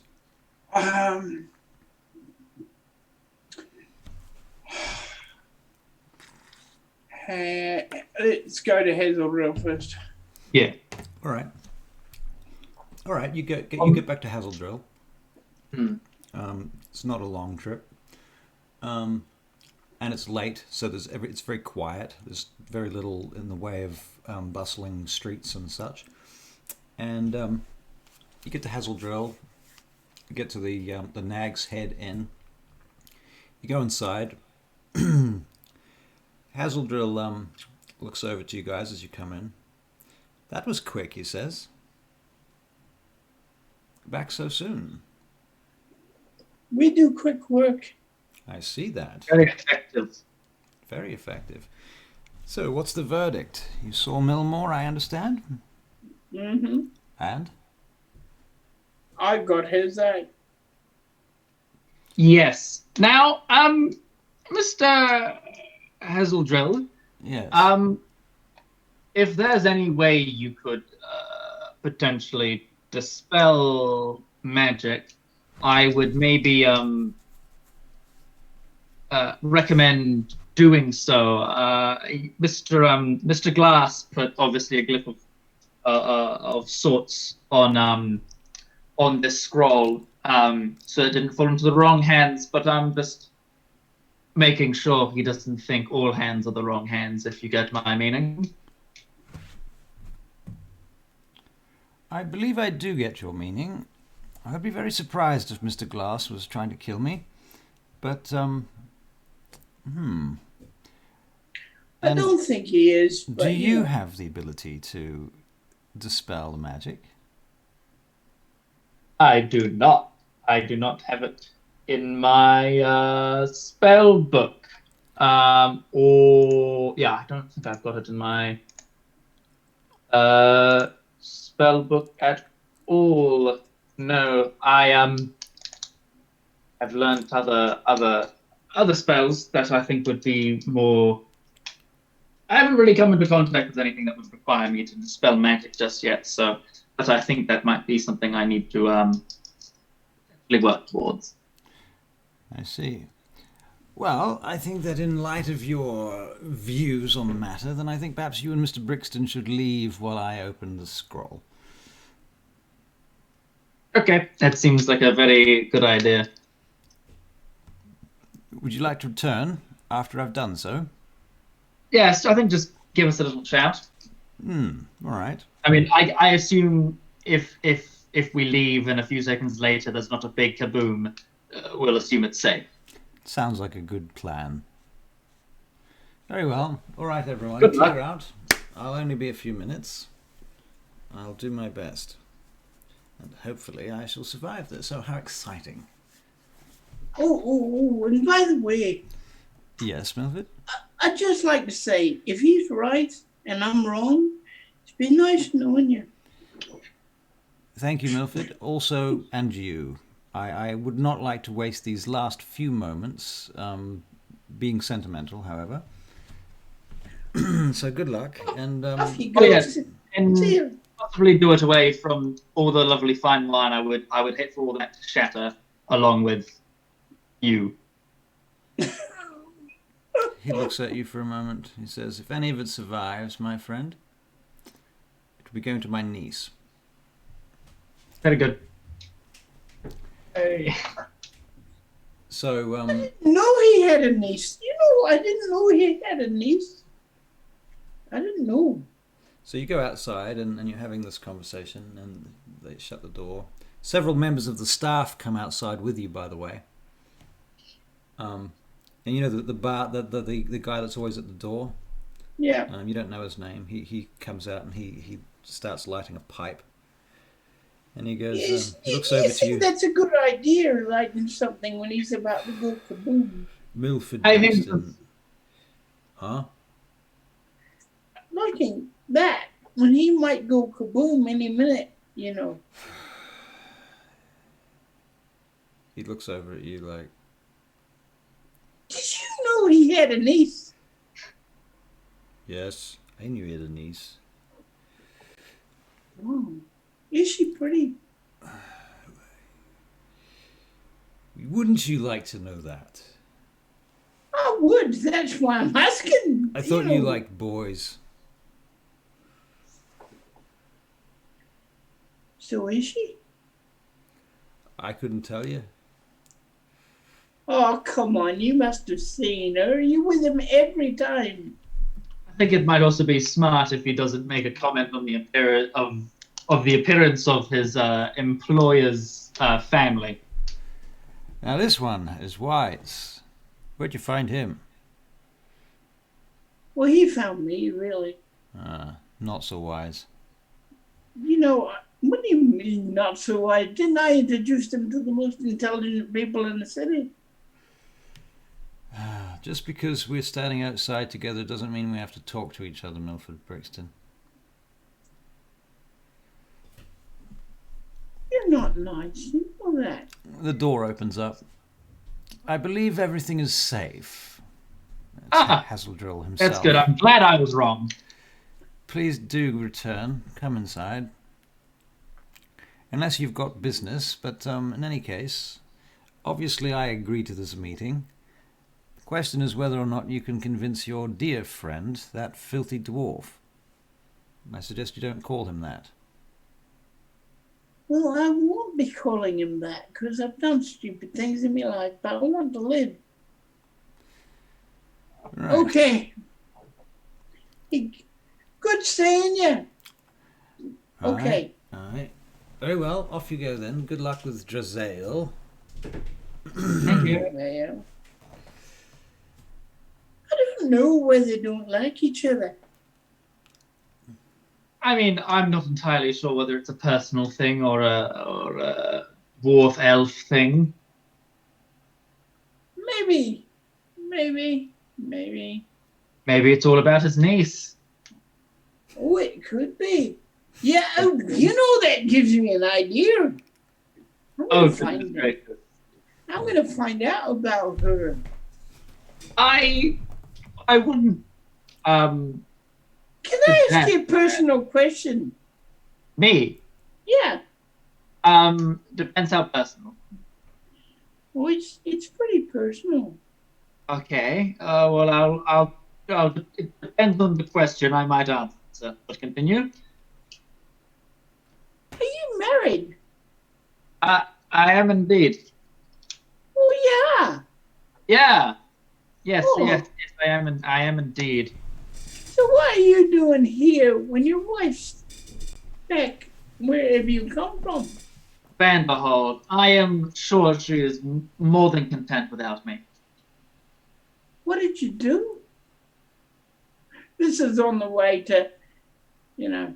I didn't really do anything. We were never particularly. I mean, I'm sure she's not glad I'm not around, but then again, I'm sure she's not entirely despondent that I'm gone. You know, I think it's rather she could have me or leave me either way. We're not particularly close, I don't think. So, you know, if we survive this mission, I know some young ladies you should meet, you know. I'm not entirely. I think I might be fine in that department of enjoyment. Oh, yeah, but there's always room for improvement. You know what I mean? I wasn't suggesting any lack or lack of or not lack of skill in that department. Merely that I don't think I'm up to that type of skullduggery. That's using the term correctly. It's because you're old or what? No, it's simply I haven't really had the Oh, look, here it is. Here it is. Very good. No, back, come back now. Oh, I've walked past it. This is exactly why I need you around town. I have no idea where I'm going. Okay, here it is. Here we go. I need to start memorizing things a little bit better. I'll go to the gate. You know, the normal gate. All right, so you go to the front gate of Drazel's mansion. They let you in, and you find yourself in the halls of Drazel's house. Peace and Moradin's yeah. bowl. Okay, Moradin makes another buck. Same. All right, and you head on through, and you see Drazel pacing back and forth around the courtyard, and Jaegar is standing in the corner, and Drazel looks around at you. Ah, well, you two, back again. And how did things go? You learned Now anything? listen, I've got something for you, but it turns out what you're asking for is a little bit bigger than just I can provide. Oh, yes. So I've enlisted some help per your suggestion. Well, I found some information out if you're interested. Oh yes, I'm interested in that too. But first, he wants to give you this. What's this? You'll find out in a minute. Don't be angry now. Like I said, this is a Don't bit be bigger angry than. now. What have you done wrong? I Who have you been talking anything to? wrong yet. I haven't done anything wrong yet. I sent you to talk to that filthy elf, didn't I? And I went to talk to the filthy, elf, and I'm telling you, it's a lot bigger than you or I thought it was. We need a little bit more help. And this is the person who can help us. And he indicates to you. Yes, and I Passes. hand Drazel the letter addressed to him, while also taking one or two precautious steps back. He looks at you for a moment as you step back like that. It's like, what are you doing? Opens the letter. Don't worry. And pulls it open. Nothing happens. Oh. There's a wisp of smoke comes up out of the scroll, like the diffused version of the glyph of warding. You know, it's what it does when it doesn't go off. Okay. That puts my dicker at ease. All right, what's all this then? What? Millmore? Huh. What? You want me to meet with that filthy elf? You want me to sit in the same room as him, at a table with him, and have a conversation with him? What you want and sign or not? Milford Brixton, we don't need the elf. We can do this by ourselves. Yes, we do. You don't know what I know. Have I ever well, you tell me what you know, and I'll tell you if we need the elf. All right? He rolls up the scroll. Because I'm the one they're going to kill if I get caught, you know. Well, you and your friend. That's right.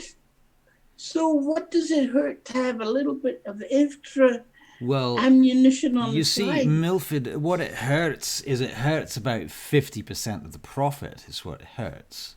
Okay, so it's going to be my 50%. Yours? How do you figure that? Yeah, I'm not going to take off you. Would I take off you? I've never taken off you. Even when I had the time to steal from you, I didn't steal from you. Did I? No, I didn't.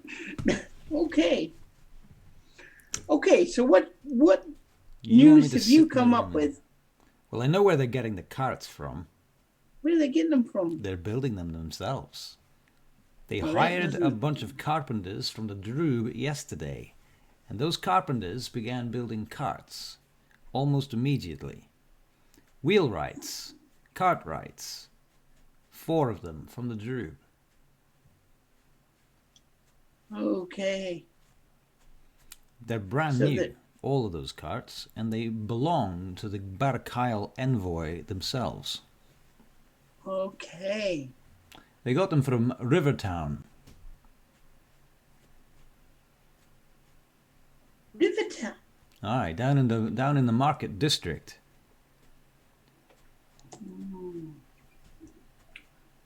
Okay, all right. That's not going to help our situation. Go on. Well, I imagine they're keeping those carts on their own premises. All right. Where are they getting their workers from? The docks, mostly. Around there. There's recruiting stations and what have you, guilds. Okay. Well, most of their work is, Milford, I think they're honestly, I'm not sure anybody knows exactly, but I could hazard a guess based on information that we've gathered about this Barachiel Envoy in the past. And you know how they have the homeless shelter? Mm-hmm. Well, who do you think works on their projects?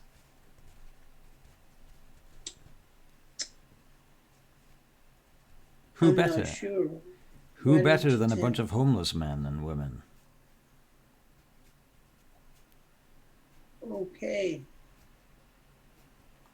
Okay, so I can slip in amongst that lot. Well, there is one thing you might want to consider about that. What's that? You've been inside that shelter, haven't you? I have. I've been And there you before. remember what was going on in there. Yes. And why do you think that was happening? So they could have brainless workers? Quite possibly. Quite possibly. Quite possibly. I know I can get in and get amongst their workers by going in the way I got in the first place. Right? Right. And then I'll just get amongst their workers. And to coin a phrase, I can act brainless with the best of them. That But you getting can. Can't argue with that. that card out, that's going to require more glass. Millmore. You So- went to Millmore. Whose idea was Millmore? That was my idea. That was the one you sent me to that you don't like so much. He said go to Milmore. He could help. So now we've got a 5-way operation. It's the only way we're going to pull it off. Even you know that. And what do you think of all of this, my new wizard friend, Edryn? Edryn? Edryn? I think that with considering that the Barachiel Envoy and Zal mages working together in cahoots in a seemingly secretive operation. I mean, if the noble house doesn't in fact know about it, then that does seem awfully suspicious.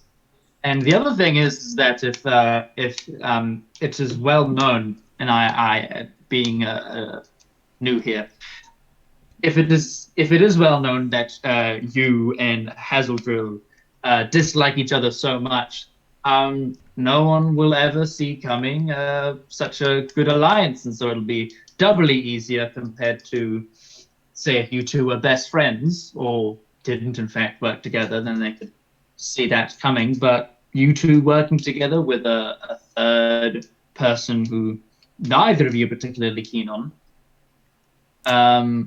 that could help. Stop right there. Stop right there. I need to. You're very clever. I like it. Thank you. You've convinced me. I'm doubly impressed.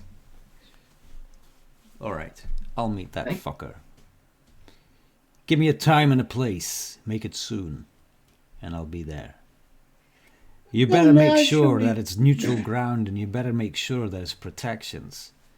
For I sure as hell am not walking into a trap with that elf. Russell, Alright? the badge. You say that in character? Yeah. Hang on. What about the badge? Your badge? Yeah, On the river. on the river. That way we can see anything coming.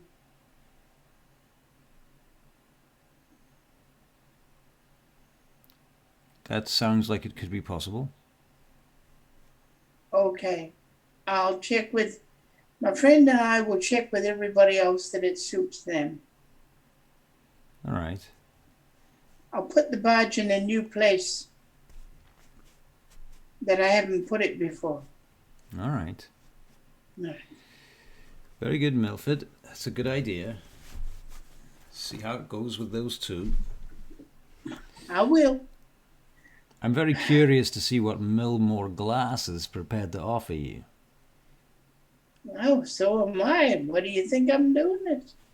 If you can get Millmore on board, you might be able to get him to give you some rings of invisibility or some cloaks of elven kind or any number of things. Boots of spider climbing, who knows?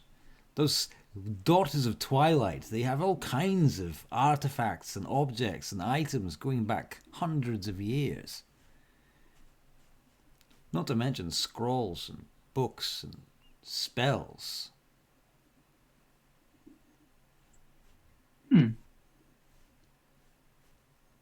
Lore, Well, information. They have the greatest archives in the world. If you can get We'll- Millmore on board. Now you see the He's- trouble with Millmore, and I'll tell you the key to him. The key to Millmore Glass is you convince that the seneschal of the Daughters of Twilight of the Vaingate Temple, Solanor Temple, her name is Iolanthra Imdrael, and if you can convince her that what is in that cart is worth more than silver or gold or any holy relics, if you can convince Iolanthra Imdrael that this is worth something to her, then she will authorize whatever you need. And Millmore will go along with it.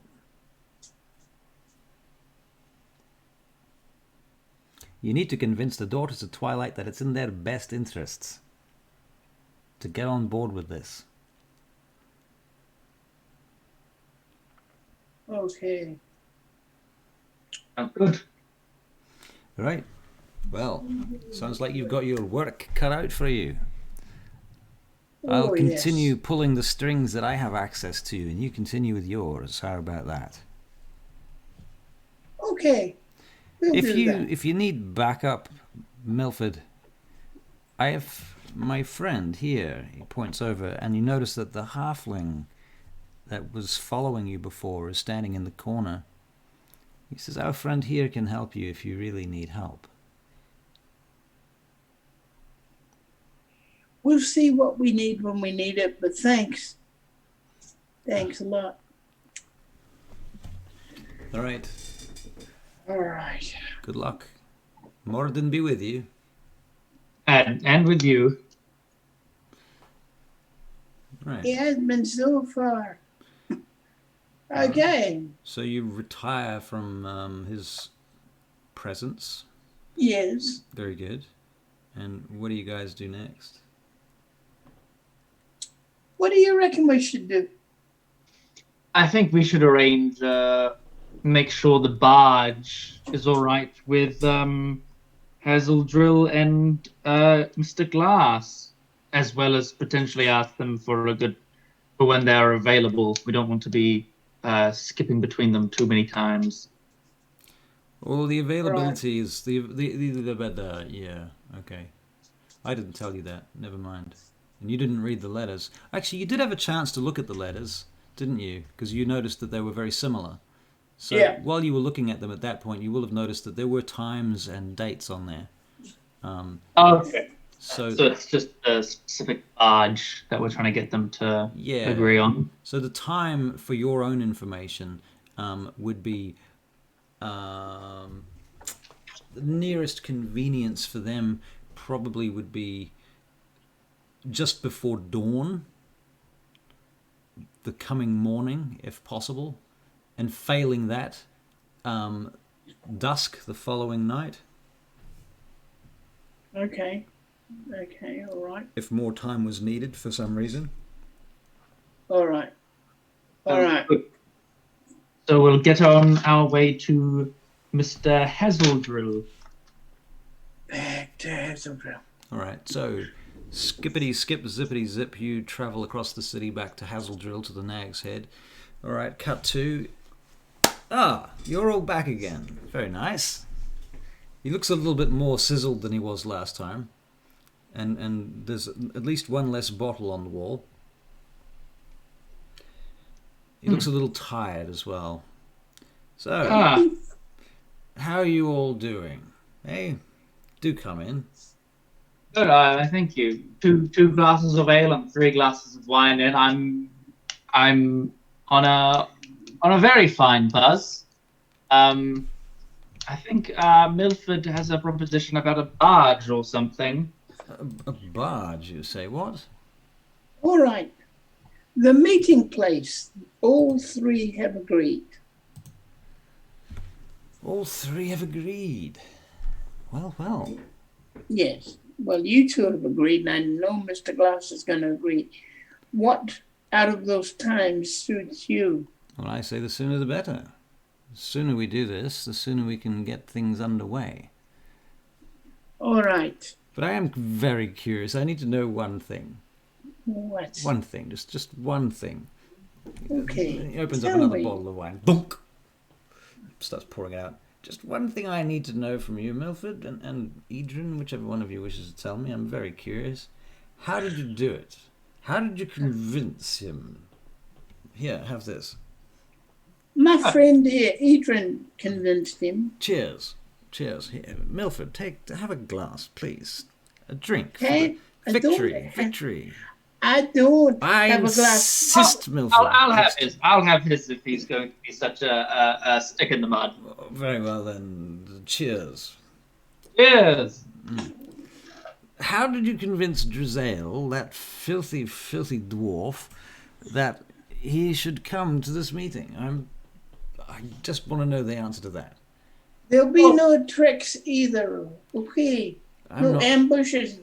Listen, Milford, if there's one thing that will get me past my own problems with that filthy dwarf, if anything can make me think outside of that, it's pure greed. And the opportunity of what stands to be gained on the back of that cart far exceeds my need for petty revenge against that stupid, mindless, self-righteous dwarven snot. Revenge, you say? I said nothing. Drink up. Absolutely. Absolutely. Yeah, Okay. another one of those. Oh, thank you very much. You can make a constitution check for you, please. Of course. Wouldn't have it any other way. God help Oh, us. 17. Oh, wow. Okay, you're getting better at this. You're actually feeling even better than you were. Amazing. I'm denying myself a hangover. Right. You know what's going to happen, don't you?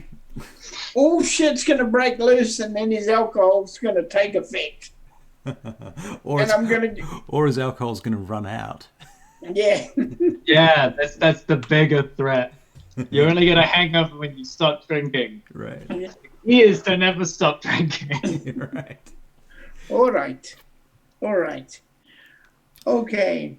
What time out of the time suits you? Wow. Dawn. Dawn. All right. You're in for dawn. Okay, thank you. Are you going to escort me to this thing, this shindig, are you? I'll tell you. Who's providing the protection? You're providing the location. Who's providing the protection? You can bring your own, aren't you? Oh, very well. I'll bring my own protection. Fine. I'll hire some of those company of Solanor guards from down in the docks. You're only allowed one bodyguard.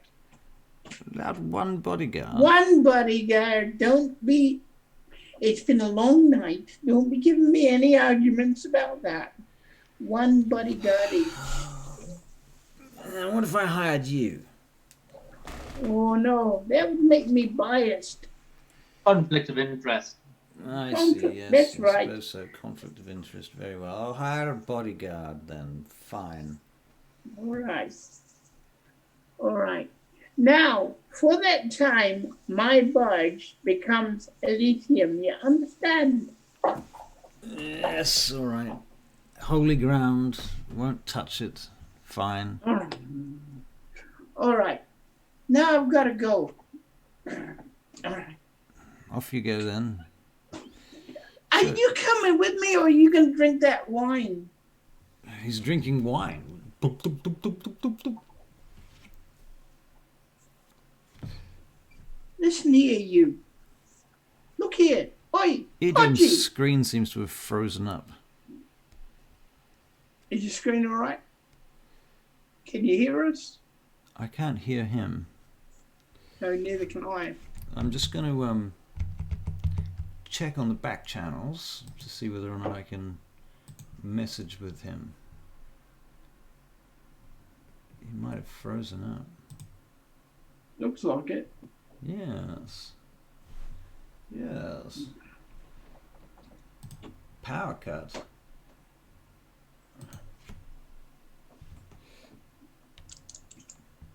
Oh. Yeah, he just messaged me to say he had a power cut. That's a bit surprising. Correct. This literally is the doomed game of hell. Anything that could go wrong has gone wrong. Every single possible thing. Yep. Power cuts. Alarms going off. God.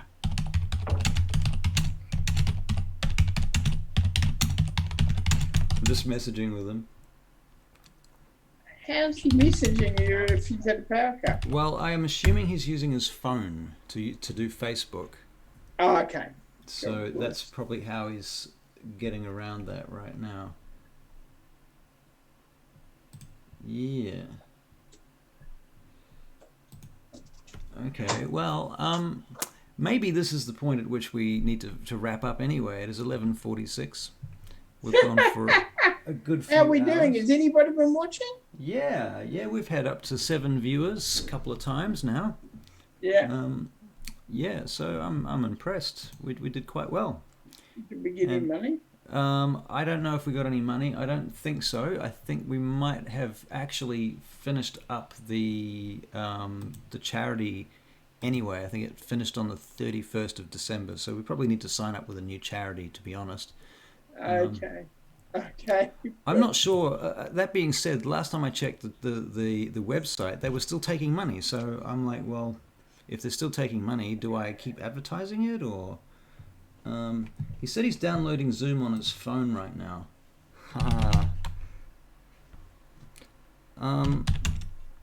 What? I'll just tell him we might cut it out. We might finish now, eh? Is this a good time to finish? It seems like it to me. Yeah, because Right. it's gonna get harder from here on then. Yeah, right. What's he say? It's back, he said. Lol. Okay. It's back. Okay. Okay, we'll get him back in, and he can wrap up. Yeah.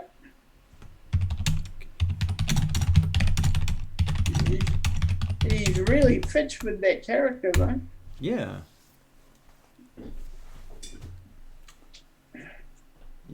Yes. So sorry, people and audiences and such who are viewing this evening. We have been plagued with technical difficulties from the beginning all the way through. We've had a couple of hours where we had a good run. Yeah, no, we did. To be fair, we did.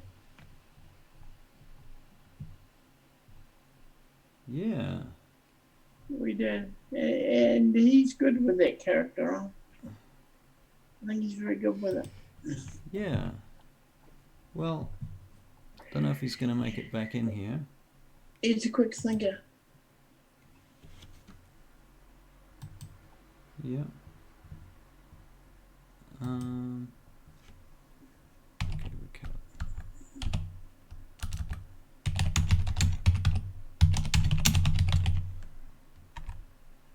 Well, I hope he's enjoyed it.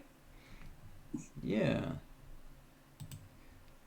Yeah. Okay. Well, thank you, everybody. We're gonna log out now, and we will continue this adventure next week, and we will do some technical tests in advance to make sure everything is up and running, and we have proper sound and all of that jazz before we get going. Oh, here he comes. He's actually coming in right now. I see him. Status is changing. Here we go. Check, check, check. We'll give him a minute because it'd be nice to have our third player in for our wrap up. Is he gonna make it? Is he gonna make it? Is he gonna make it? I don't know. Hard to say what's going on here. I thought he was coming. Yeah. Yeah. Yeah, so did you have a good time, Barry? Yeah, a lot of thinking. A lot of A thinking? lot of thinking. It's there you are, something's happening.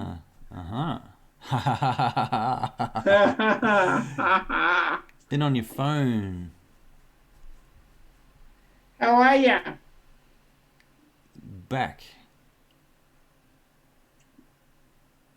Is he back, right? He just hasn't got sound yet, I don't think. You haven't got It's a sound. bit choppy.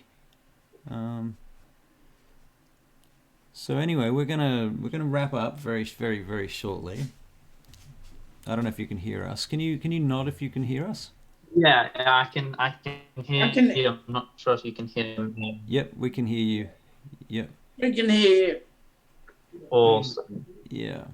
So this is probably a good time for us to wrap up. But if we want to do like a quick, I